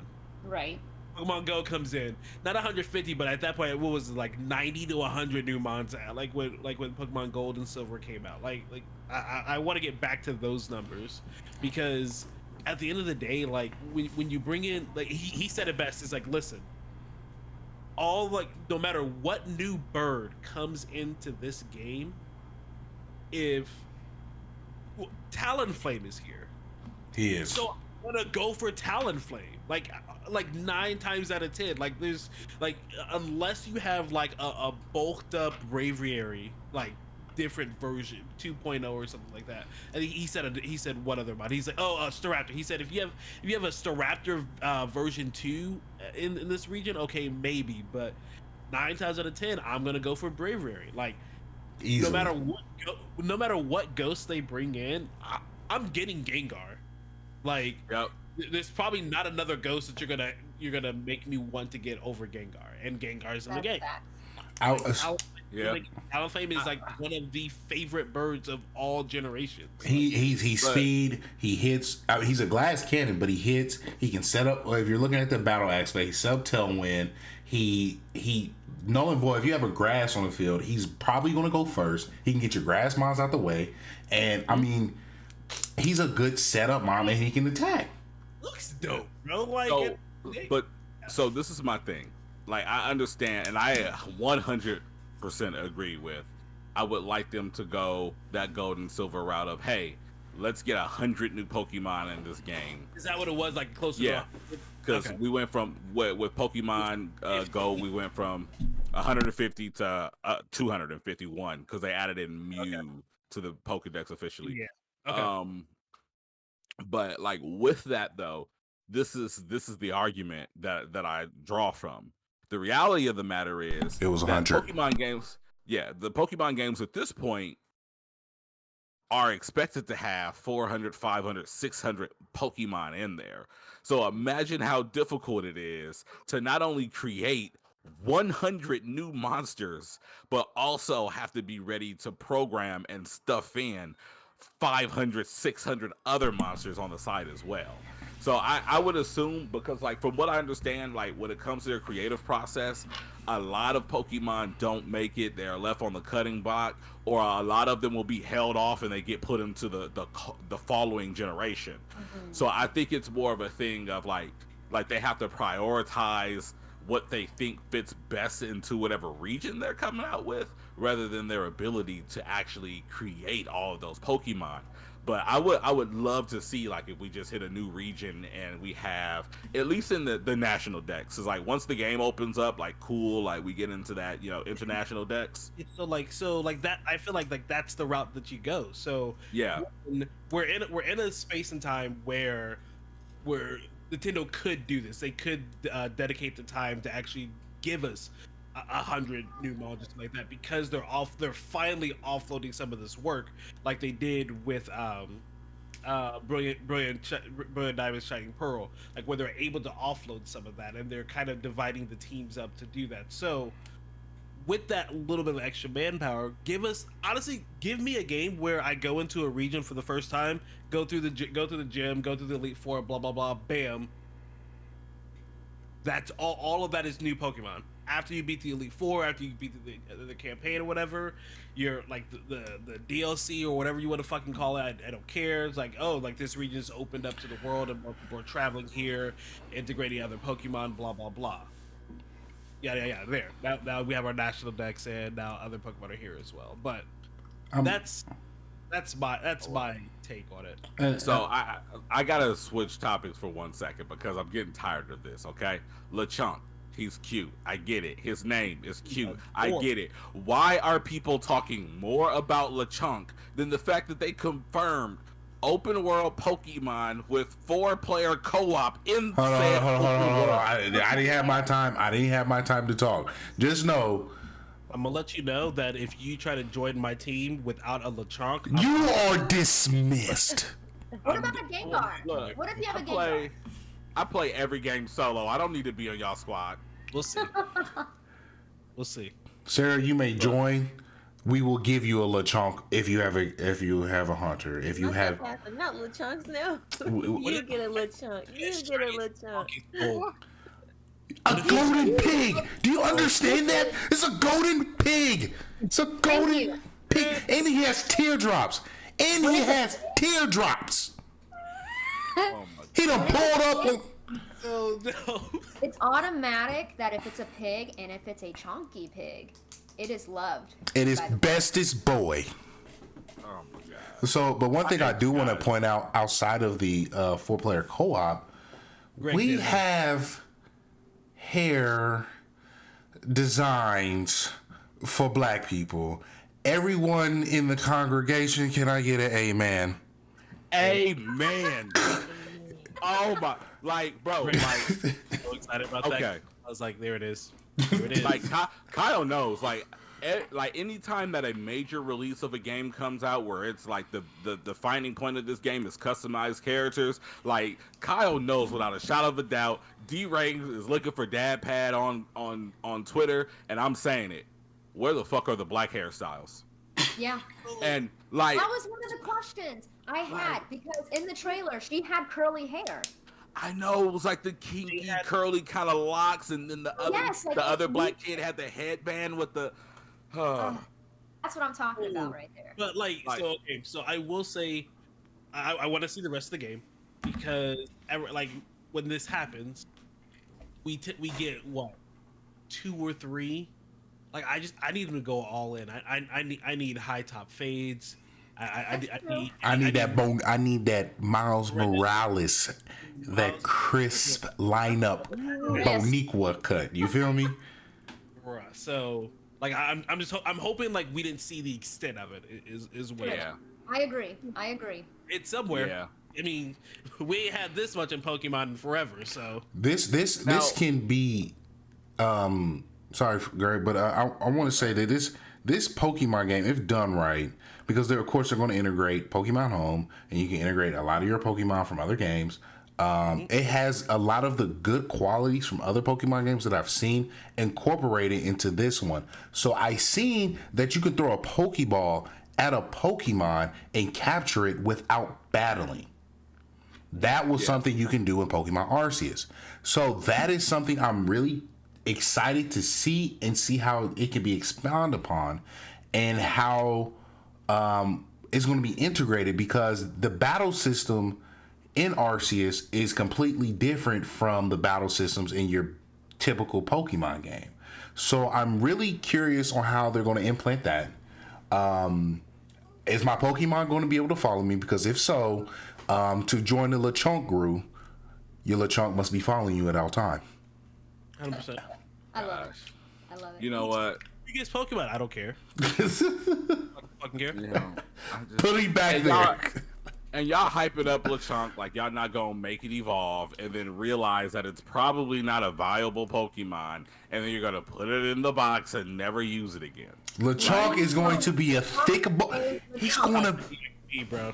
Okay, so Perry, look, I'm gonna say this right now. You know we get down on the doubles. Of course. You know that is the only way to battle when you a real one is the Of doubles. course. So you telling me this? When we all know that part of the strategy of doubles is having a team that you can form in at least 3 different ways based on your team of 6. You mean to tell me that you gonna give one of your 6 slots to a entry level Pokemon that's probably gonna be in Route 1 in this game? I mean, if he becomes thickest boy, absolutely, because thickest boy on my last doubles team of thickness was beating ass. Let's be real. Outside of Talonflame, what other Pokemon or baby form of Pokemon have been viable in Route 1 on a game? Let's see. We can use Pidgey when you want to use him when he's in doubles. If you want to use, but Pidgeot is not something that's going to be heavily viable in competitive play. I mean, he was before the other Pokemon came, but I answered your question. So before other Pokemon came, there was no competitive scene. There was a competitive scene. It was a competitive scene everywhere. He was still viable. What the Funkoland? Oh my! I'm not going to cuss. It is not. I'm not going to be clipped today. I'm already tired. I'm not going through this. At Funkoland, Perry, I'm not doing this. Continue. That's all I'm saying. I have something to say. Please, Sarah, do your thing. Choose your starter now. Go. Everything. The green cat, done. Squirtle. Well, I like that. I'm old school, so I can't be mad at it. I didn't bat an eye for that. But unfortunately, you got to pick one of the 3. So do you like Captain Duck? He is Sir Donald. that is definitly Donald Duck. That is Sir Donald. It's Donald Duck. And you know what? I'm getting both of them. So for Violet, I'm probably going to get the cat. But for the other one, I'm getting Sir Donald, and I'm letting y'all know I'm shooting paper towels at all peasants. Racism intended. Not I'm shooting paper towels. Bruh, if that's what his special like evolution lines attack is, his paper towel throw, I'm flipping over my entire desk. I'm returning my Switch if that's the case. So, you know what would be hilarious? What if as he evolves into his final form, his toupee gets bigger, but the top of his head gets thinner in hair? It would be hilarious. Oh, do it. His name will be Sir Trump. No, the leak is saying he's gonna be a water fighting type, so he's just evolving into a Chad, bro. He's gonna evolve into a Chad, into a my dad will sue you. That's what he'll be in his second form. I love it. Yeah, we love it. I'm going fire starter for sure. I like my fire croc. What's his name? Fuecoco. Fuecoco. These names are funny. Quaxley, Sprigatito. He's evolving into a midlife crisis. That's tragic. I don't know. Jesus, that was hilarious. Who said that? Oh, Right.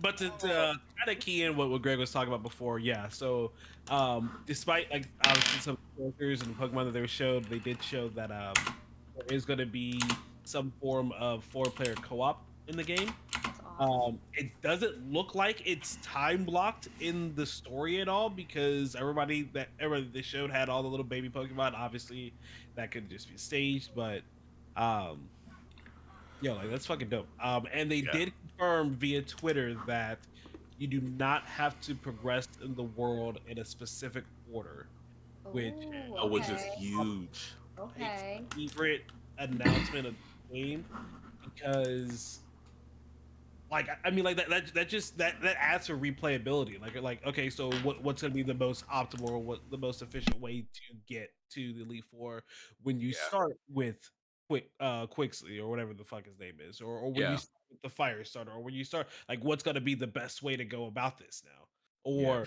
or point me into the direction that my Dratini or my Snorlax says and I'll go there first so I can catch. Right. Yes. And I think that's really cool because it seems like in some ways like Game Freak is super well aware and like leaning into their fan base because one, as we've seen with the hair and like the representation of black people, that has been a sore topic for Pokemon games for like the last 2 or 3 games now. But the other thing is, like, for the longest, there was the whole joke about, oh, how is Brock a gym leader and all he has is a Geodude and an Onyx that are like level 10 or whatever. And, along with that came the fan theory of, oh, well, these gym leaders are probably looking at how many badges you have and selecting their Pokemon based on the level of badges that you have. So, considering the fact that you can attack any gym in any order that you'd like to, it seems like more than ever they might be leaning into that idea of, all right, based on how many badges you have, this is what this next gym leader is going to have available and what he's going to battle you with. So that's super dope. To the NPCs in these video games, I forewarn you, I am a guy who's willing to grind for 45 hours straight to make your first gym visit hell. I've played Elden Ring, sir, I've played Soul games for quite some time. I will body you. First week in the game. Yo, Nick, how many badges do you have? 0. How many Pokemon have you caught? I completed the Pokedex. Yeah, like, not gonna lie, I completely broke Pokemon, and I'm sure all of us did, broke Pokemon Sword and Shield. Oh, like, yeah. By time I got to the 3rd gym, I was already on like level 50. Fair, It was bro. bad. I felt bad for them. I was like, I still think the wild area is probably one of the best things that Pokemon has done in a long Absolutely. time. That includes what, and I had the not argument, but the discussion before. I think the wild area is done better than what like your areas in Arceus.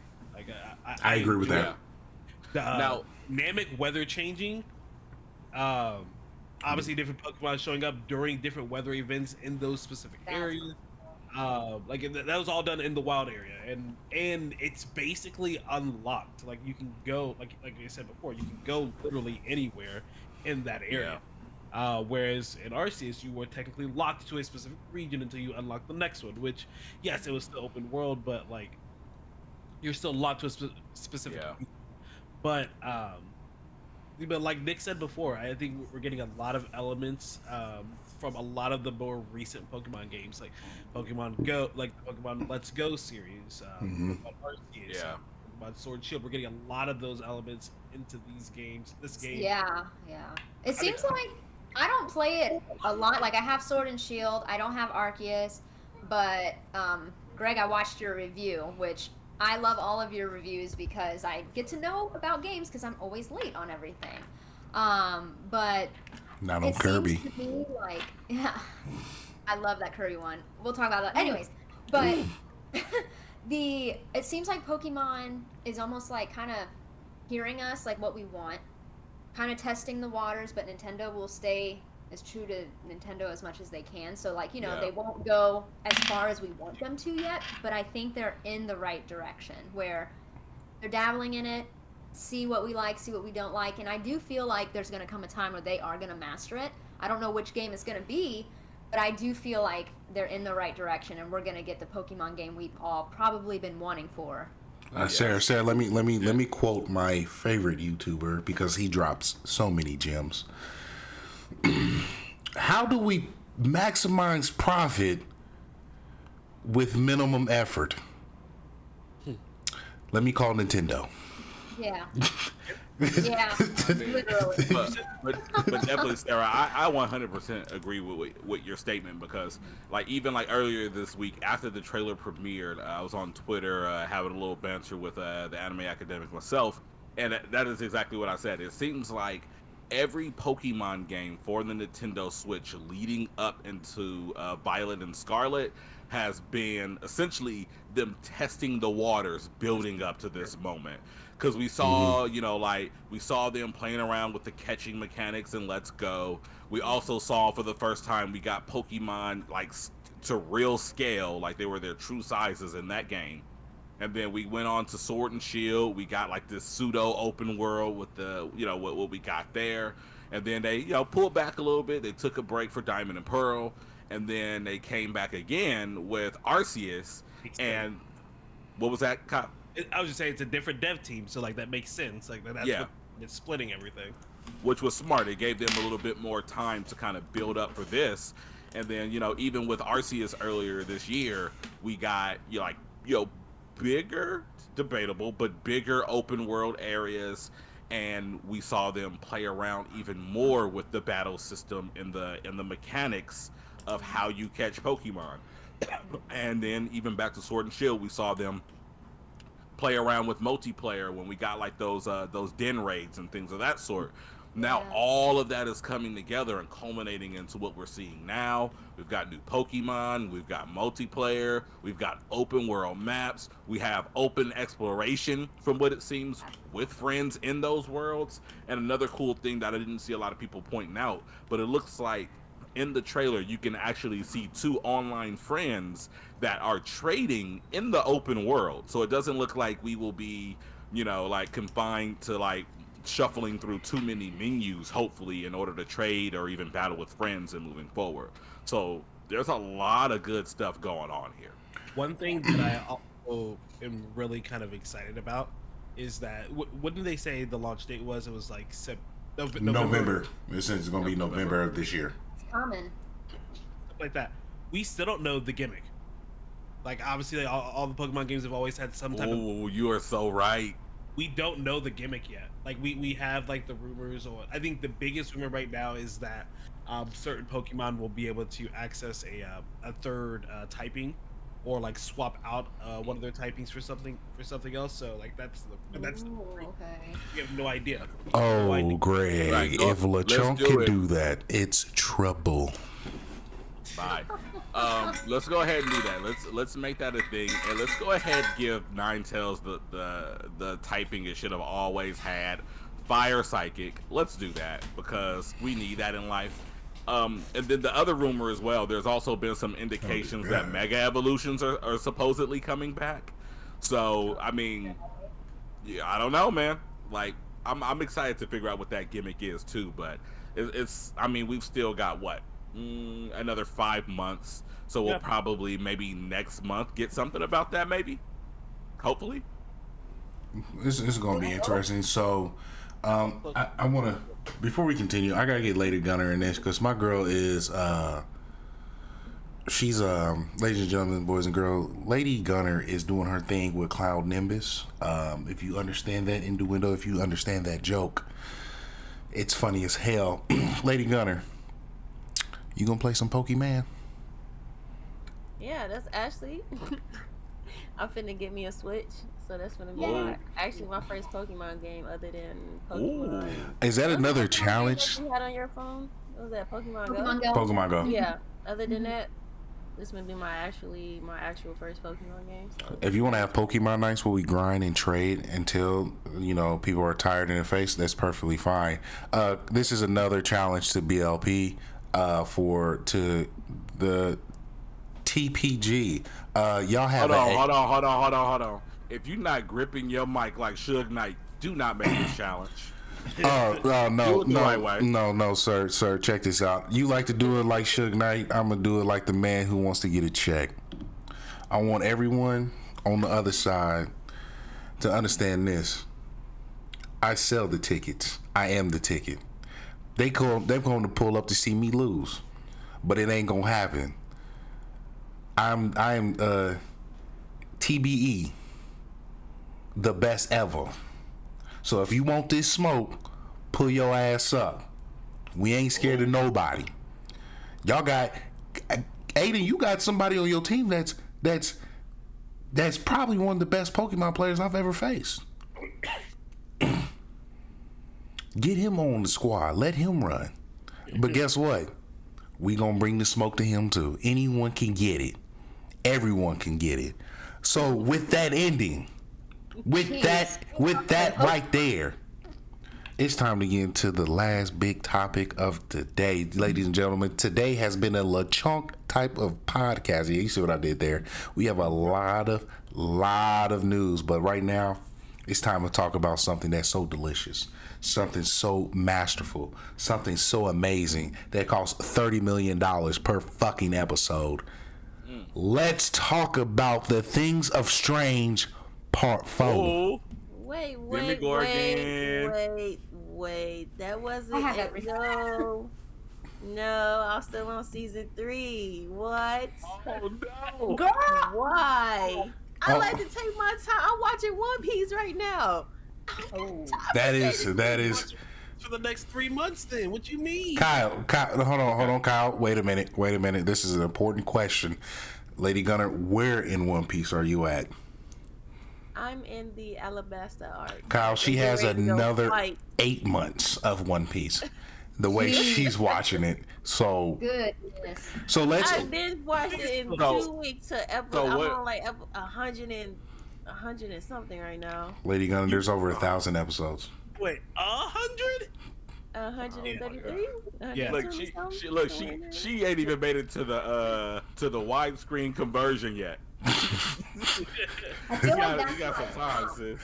I started it, and I think I stopped in the Alabasta arc, but I don't remember anything. So I'm letting y'all know it gets good.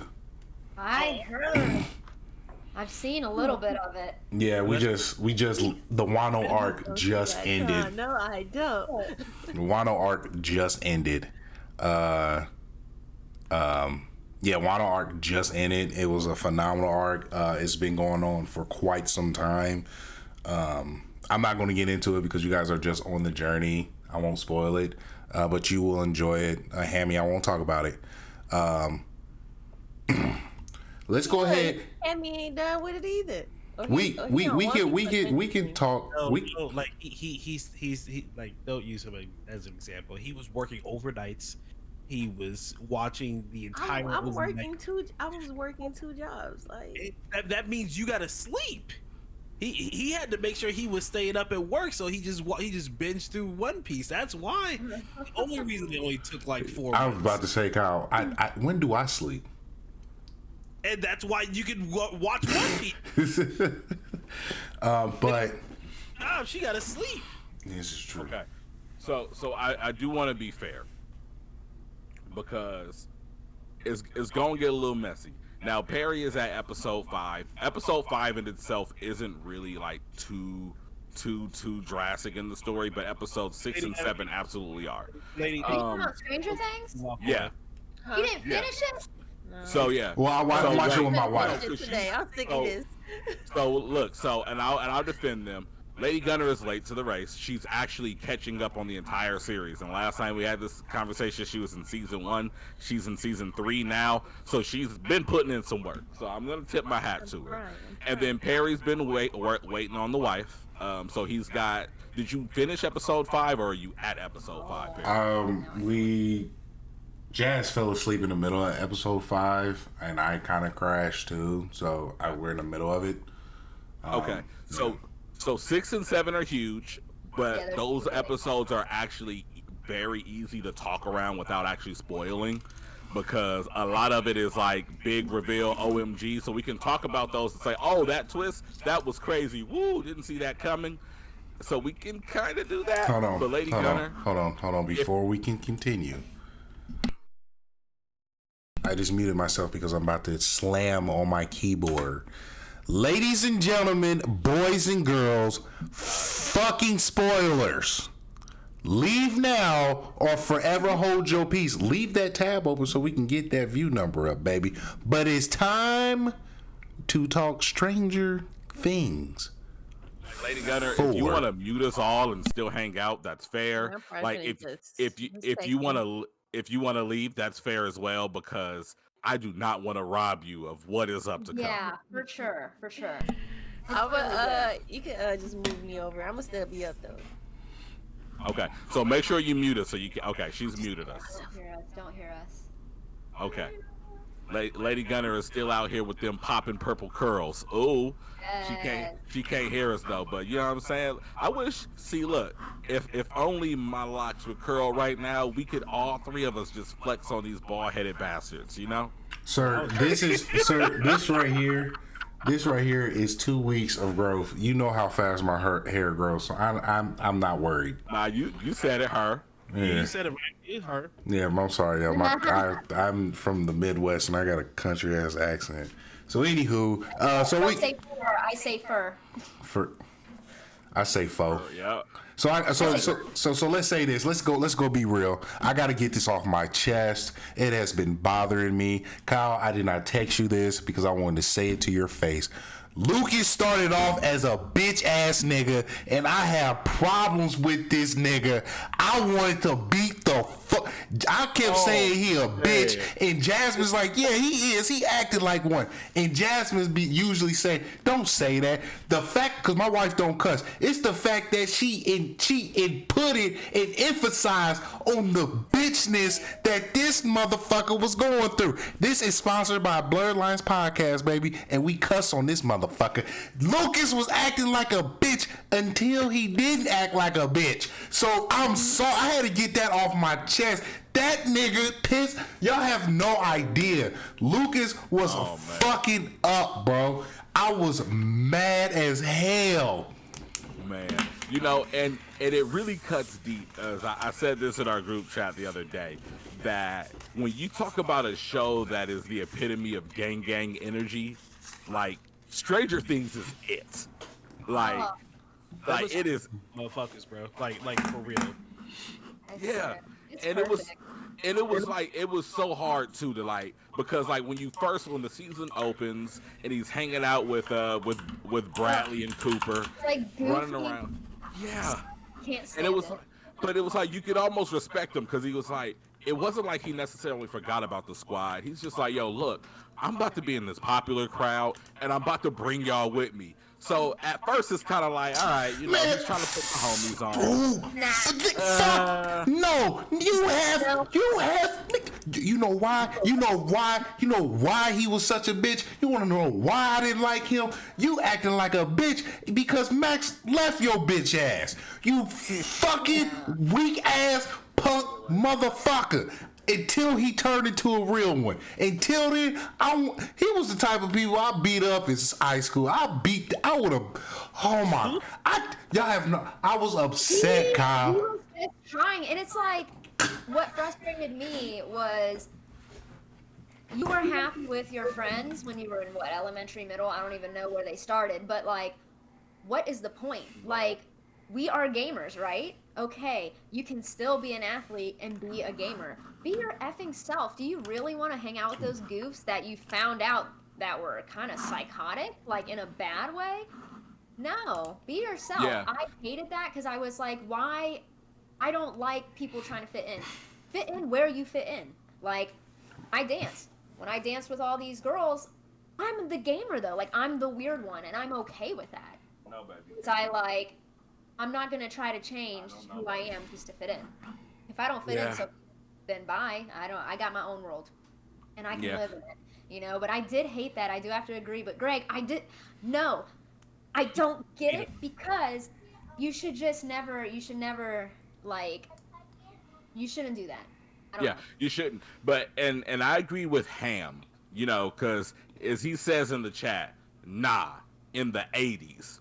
Which we have to forget. We can't forget that setting. This is a time when, as we see, they were suspecting that people that enjoy D&D were Satanist cultists. Oh, you know what I mean? Oh, So And that's something that we do have to take in considering. Like back then, like of course social media was not a thing, but you want to talk about boys will be boys and kids will be kids energy. It was absolutely the strongest when America had its values and everything was Oh my and, God. you know. Oh my So- God. So Talk I about. get that. So I get that to a certain extent where he said, you know, and he was like, hey, I'm tired of being bullied.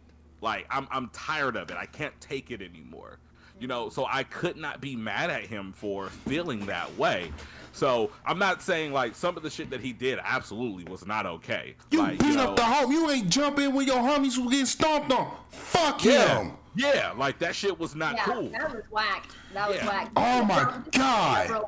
Like, Take and the one. problem is, like, I was gonna say, like, I feel like all of us, like, growing up, have done that to an extent. You know, like growing up, well, I can't speak for everybody, but for me, like, you kind of hide like some parts of yourself because you want to be accepted by people. Yeah, I hid the fact that I played baseball for a minute. But like, nah, homies getting stomped, bro. I'm in there like swimmer. We stomping. We about to fight these cats That was together. so rough. Yeah, like just get your ass beat. So with hold your on, friend. hold on. I want to see her face when I say this. But just for a special someone in the chat, if it's a 1v1 fight, bro, like you gotta handle it, man. That's your ass whooping. Oh yeah. Yeah, gotta- you gotta take that L or deliver Unless I've been drinking, and then you're not stopping me because I'm gonna make it my fight. But I want to see her Oh, face my on. drink energy. Hold on. This is a question for. This is Skeeto Baby. I need the aggressor on this one. I want to see Kyle's face on this one, because I didn't even say nothing in the chat. I've been wanting to talk about this. So, talk about classes in the 80s in the status quo. How did y'all feel about the bitch? And y'all know. Let me She say deserves- He didn't need to just get bopped. She needed to get bopped, okay? Not just bopped. Bopped with the effing skate to the ground with her face in between. I wanted that girl dead. Man, I was she like, should- this girl needs to be killed, like straight up. I don't do bullying. I don't. Like, it's stupid. I just don't agree with it. What was she doing? You were doing too much. No one cares about you. No one cares about you, and why do you care about Elle? Like, Elle's just Elle. She just moved. Again, I know, like, I guess back in that day. I don't know. Actually, first of all, what the hell's wrong with these teachers? That teacher just let that little slut just... Exactly. Right. Call her a slut. But was she? So this. Teacher, ma'am, like, can you at least do your job and, like, tell her to shut the fuck up while Elle is doing her presentation? I was mad. When she started talking about Hopper, I was man. I was like, ew, kill the bitch. Where's your choke her the fuck out. Force choke her and send her to the scary place and be done with this bitch. She can go away and take her punk ass friends. Fuck her. Oh my god. And I was really mad. I didn't enjoy it just because I was like, I'm tired of seeing bull. Like, I see it a lot in all these other shows. But, like, she just bothered me because I'm like, you messing with Elle and, like, you're messing with her life. Like, she doesn't already know social things for the most part. Like, she's still learning. Yeah. But, like, you're messing with Hop, and, like, now it's personal. Like, first it was kind of personal, but now it's, like, real personal because you're messing with Hop. I got You know- beef. You're gonna get shot. if you Oh, mess- don't fuck with Hop, bro. You don't So this is mention my- Hop. This is my only regret. When she hit her with that skate, she could not find a way to hit her with all 4 of the wheels on that skate at the same Or time. just Like- keep her down. Like, I just wanted her to, like, literally ruin her face. I was, like, okay, people were already getting broken up in the first episode. I wanted to see her getting broken up with a skate. A single She absolutely deserved that Vecna treatment. Like, all of it. I needed that bitch. I wanted Elle to bop her with the skate and follow up with a 2-piece. Send that bitch. Let her know who you are, Elle. If you can't force choke her, physically choke her. It is okay. Beat the shit out of this motherfucker. I was an NPC. She's an unruly NPC. That is all she is. Like soldier mode almost to like killer mode. I was like waiting for like, okay, she's trying to be social, she's trying not to, you know, I was waiting for like the snap to happen in her head and be like, oh, I'm back, like let's snap next. Like I was just ready for it. I was sitting there like, L, teach this girl something. And there was another thing about this show that bothered me. Wait, before you get to that, I'm also say baby should have just put them skates on and just like A-Town stumped all over her face. Skating around. Like you should have tied her up around your waist and dragged that little girl down the entire rink by them damn skates. Like, whew. All right, we can get off that skeezer now though. We can get off. But yeah, because you know we don't give a damn about them hoes. But one thing I do want to say is their hairstyles were rough. Stop it! Do you see this? I was supposed to be made in the 80s. Like, I was born in the 90s. Sarah, your hair is done well. It's upkeep. It's conditioned. It is washed. And it's put in curls. It is perfection. I adore your hair. Your hair is glorious. I am talking about that ugly-ass bald cook that Elle's play brother has and her boyfriend with that ugly-ass, musty-ass mullet. I have... Not that musty-ass. I have problems with the hairstyles. I'm sitting here. Back, right? Huh? You know mullets back, right? Yeah, I've seen some really cool mullets. Joe Dirt, my nigga, I fuck with Joe Dirt. Solid Snake got a mullet. It's all good. You know what I'm saying? This smelled like old 80s pizza cheese stuck under the desk. I had. It's so detailed. Why can I almost understand that? Explain how all the TV shows hairstyles are smelling for you. Jeez. Oh my God, it was rough, but I get it. It's the 80s. Things do. I would like to say that. So what? Okay, so we have Lucas, we have Max, we have L, we have Matt, and we have who's the bald cut kid? The one, the guy who started this damn Stranger Things by being possessed. Will. Yes, yeah. Will. I'm very curious on Will. Will's gay. Yeah. I kind of figured that, and the ball cut did it for me. I'm like, if you're going to make my boy, you know, if he's going to be gay, give him style, please. Yeah. Give him flair, because I be damned. Yeah. Do you guys think that's what it is? No, I know absolutely is what it is. So there's actually a deep cut, and I forget his name, but in his room there's a poster of one of the like modern fathers of like modern robotics, who was actually condemned and like pretty much played to the left for being gay, and he actually has a poster of him in his room.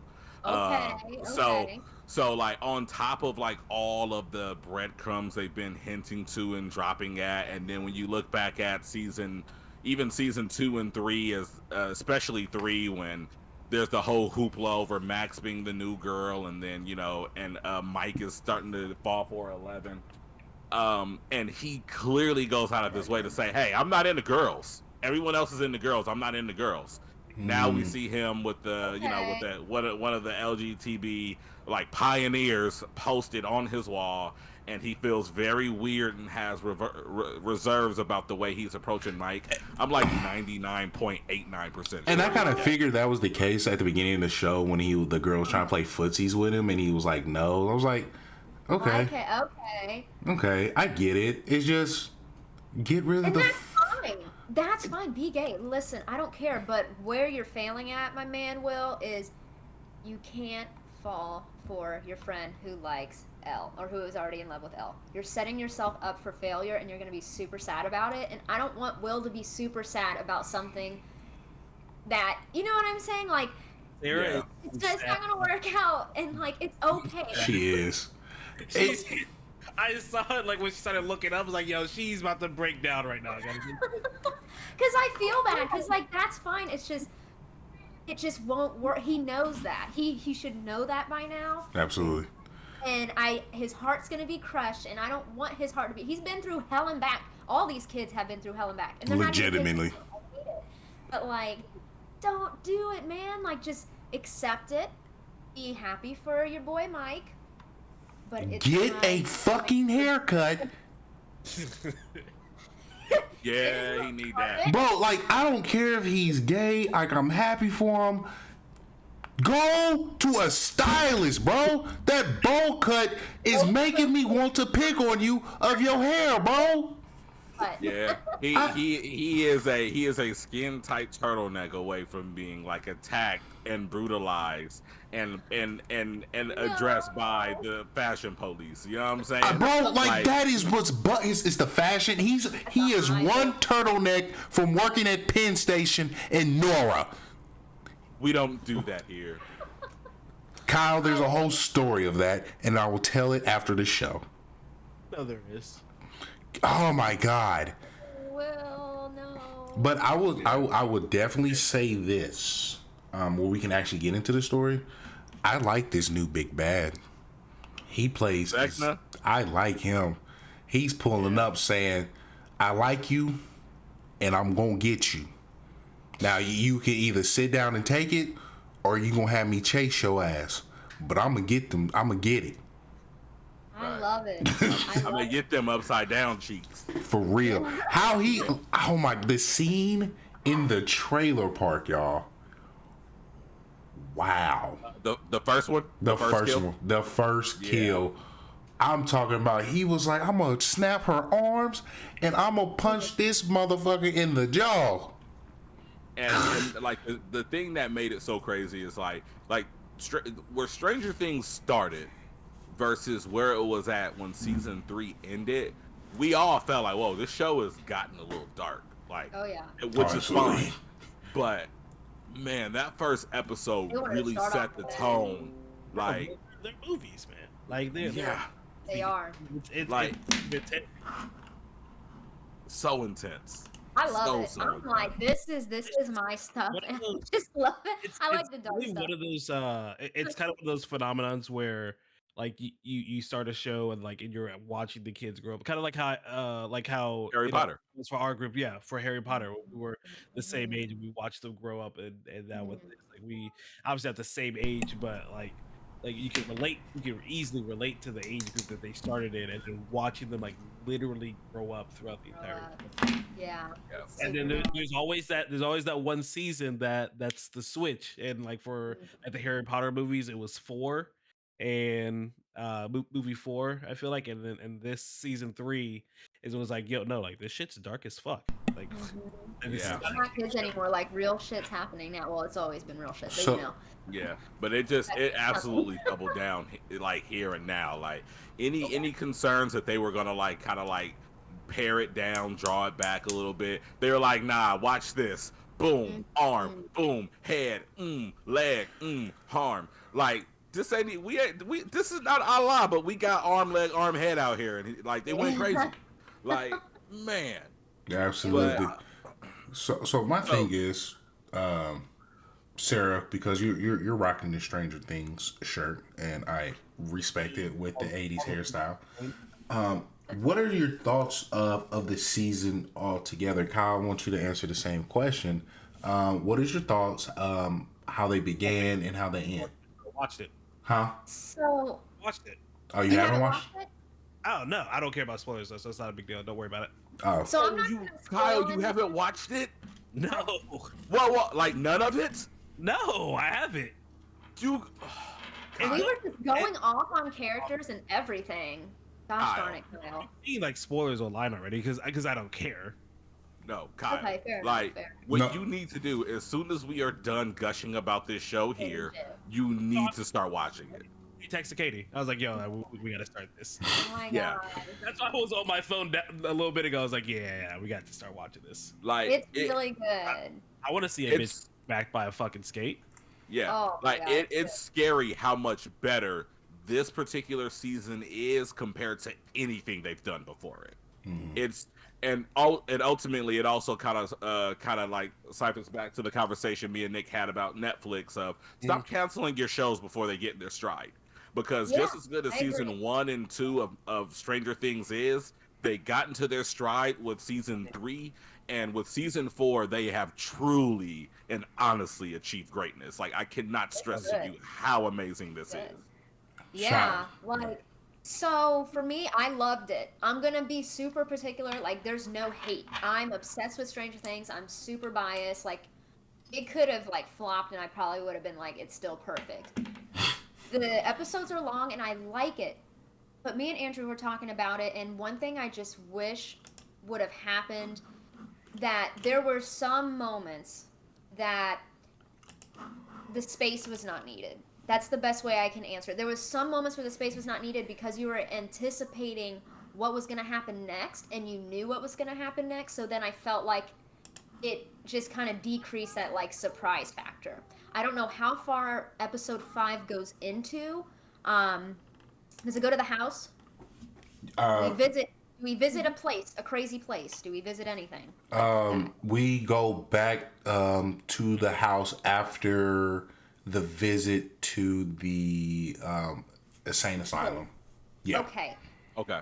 So there was a part where, like, you know, Nancy, I hope I'm not doing, you just tell me if I'm not, but where Nancy figures out the drawings is the house, right? Mm-hmm. Did you get to that part? I just came.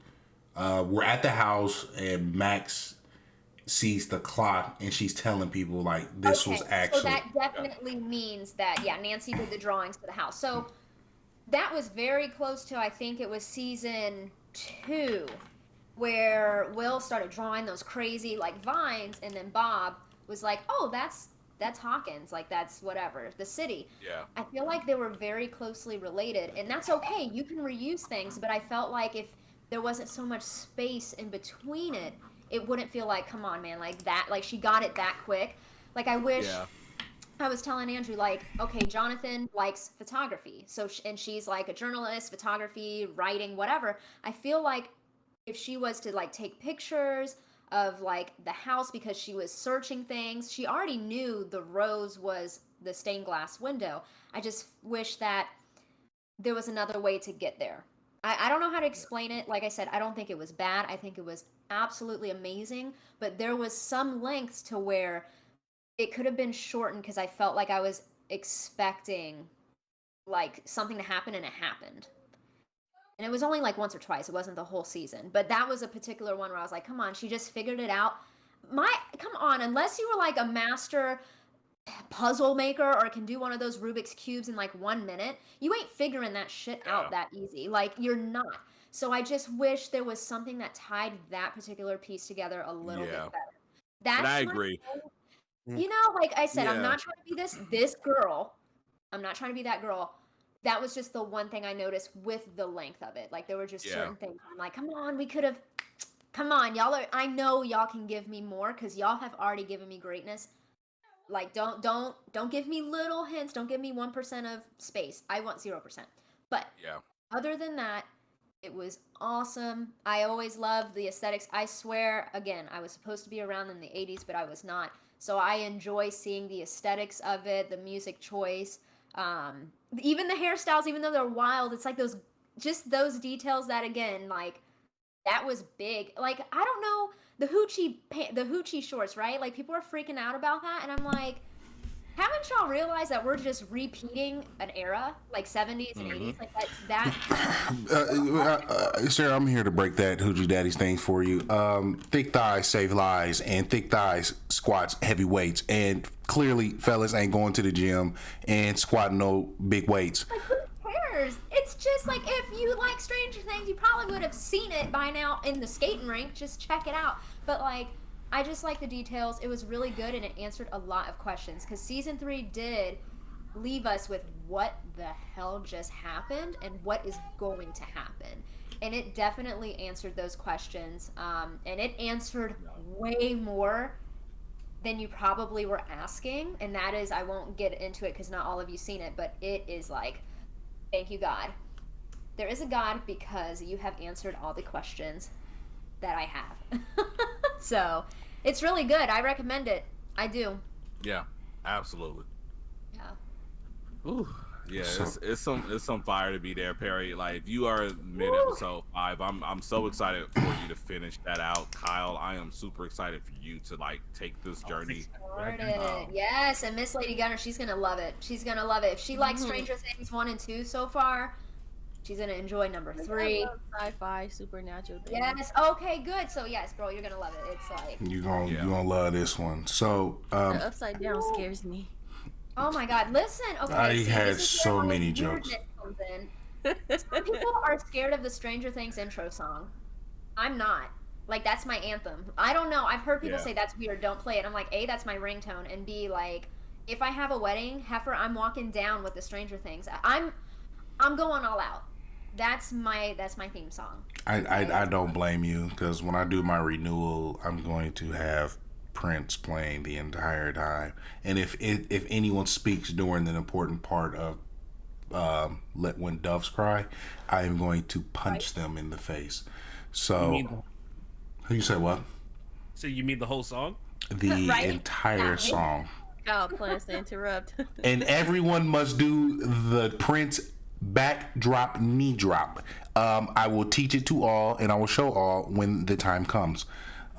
We will be laced we will be laced to the brim. But I want to, before we wrap up and we do our recommendations, I want to go ahead and say thank you to Kyle, aka D-Rayne, for coming through, and Sarah, aka Skeeto Baby, for pulling up today. You guys are always welcome. You guys are phenomenal friends. We've worked together within you, and I'm so happy that we still can network and still work together and build amazing content and projects together, because at the end of the day, I mean, niggas is aiming for the same goal, and I mean, shit, we still gonna work together, help each other out, and get to that point. If it's under one banner or others, I still love y'all to the fullest. So, It's still Bay. you said what? LeChonk is still Bay. Of course, LeChonk for president. LeChonk always. So before we, so with that, we have recommendations. I'm gonna let our two guests go first. Ladies first. So Kyle, do your thing. I'll take it. Wait, what? No, go ahead, Sarah. Do your thing. My recommendation, okay, because like I said, I'm obsessed with the 80s. I don't know past life. Like, it's to the point where, like, I feel like peace when I, like, hear 80s music. When I, just something about it. I don't know. Must have been around. I recommend you guys, obviously, Running Up That Hill. Everybody's freaking hearing it. If you haven't heard it yet, listen to it. Super good. Just the tone, the instrument, the computer, whatever they use, the synths, I love it. But watch the video, because I might be reaching. Andrew thinks I'm reaching, but just watch the official video and just tell me what you see. I don't think there's a tie to it, but I think the Duffy brothers, I think they got inspired very slightly by it. Yeah, I'm gonna agree. They definitely drew some parallels with the music video to that, and I think it was very Thank intentional you. that they did it. Thank you. Okay, because I was like, Andrew's like, I don't know. I mean, I can see you might be reaching. I'm like, no. Yeah. I feel it. We got Look, inspired. I'm gonna say this now. If he wants to challenge you on that one, we can cancel the Andrew cut. Okay? I'm Yes. gonna back you on that one, sis. Yes, check out the music video. I think there's some, like I said, some inspiration, and that's why I adored this series, is because the inspiration, the aesthetics, they go so deep into detail that, like, again, my soul must have been around, because I feel at peace. I'm like, this is it. I'm home, baby. Like, I'm right where I need to be. But if you haven't seen the music video, I recommend you do. Or I recommend you guys just, like, taking a peek at the Stranger Things playlist and check out some of the 80s tunes. Like, I'm obsessed with 80s music. I love rock and roll. I'm about to go to a rock concert next month.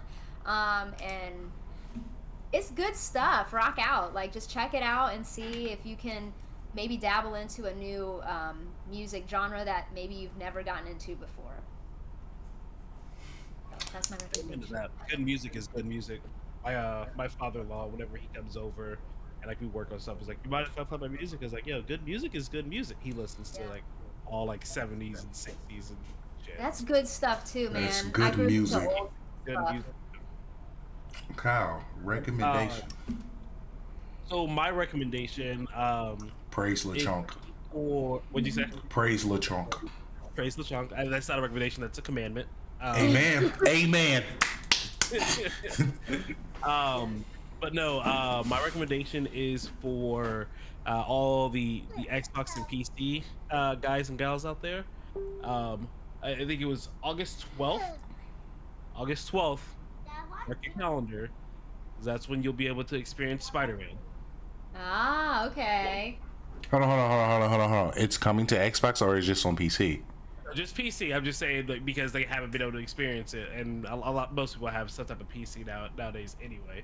So August 12th, for the people that haven't been able to experience it, jump on that Spider-Man, and then whenever they release Miles later on. And then after you get done playing, look at Xbox and say why. Tell me why. Bro, no, time out. So like, this is just like I guess a little side story. I'm pretty sure you guys already talked about it. But why would you say no to Marvel when they say, yo, let's make a Spider-Man game?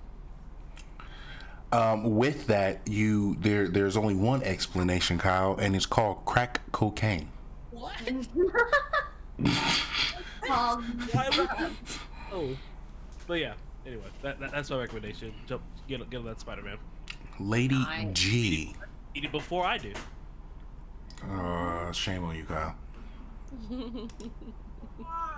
I would say my recommendation is motivation. Like, you getting tired of doing something, you don't see no results, or you just feeling discouraged, just keep going. Progress takes time. that's true. Yeah, it does. Earl, that's real. As it does. You be wanting to see something right now, like, I wish it happened. Like, I'm trying to like lose weight. I done lost like 10 pounds now. But like, when you first work out, you weigh yourself like every time you get done working out, like, let me see where I'm at now, and it still be the same. So It takes 20 plus days before you start seeing real results of consistent working out. takes time. It takes 23 days to develop a habit. So Just keep trucking. I love it, and that's true. We're in a world where we want things now, and real good quality stuff takes time, like you said. So if you're, still with it, you're on the right path. I love it. I needed that. I need to work out. G. Man. Whew, my recommendation for y'all You'll is get like 3. No, hell no. I killed that shit a long time ago. no. No, my recommendation is to go out there and get you some good Sonic games. Modern Sonic games that are amazing. You can go play right now.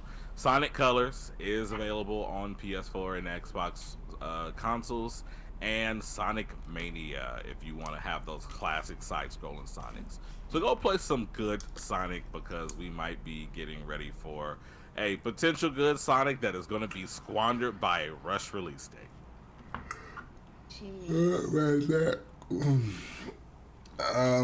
My recommendation is I've recently been in my feels as of late.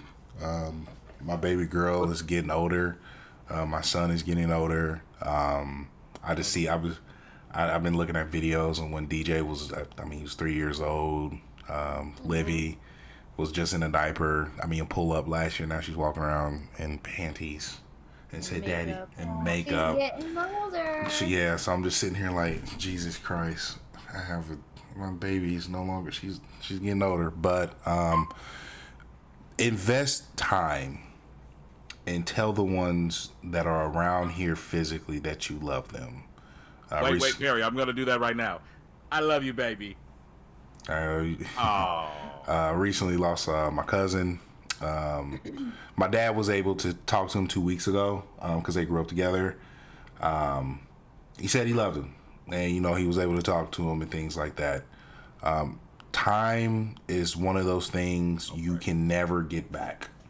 Anything materialized and physical can always come back. You can't get time back. So invest time in the people that you love. Rekindle those bridges if they can. If not, get past them. And that's just my recommendation. It's a good one. Yeah. Yes, that is a powerful one. Thank you, Perry. Yeah. All right, one last time, D-Rayne and Skeeto Baby, can you please let everybody know where we can find you? I am located here in Indianapolis, Indiana, at blah Street. He strips at Chippendales every Wednesday as for amateur night, and he is going to be the special. Right. He's the guy in the pink crown with the anteater thong. And he's the master of the belly roll and the tuck and nap special. The worm, bro. Come on now.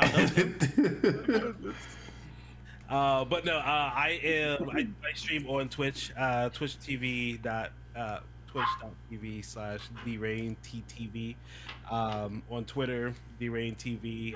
Try to keep everything the same. And on TGP's website as well. So definitely come by. We do Buzzing with the Boys every Friday. Yesterday we played some Overwatch. Overcooked. I did say Overwatch. Overcooked. I was about to lose my mind. No, Sarah. If we were gonna play it again, we'll definitely reach out to you. But if anybody tells you to play Overcooked with like a significant other, don't listen to them. It is one of the most stressful games I've ever played.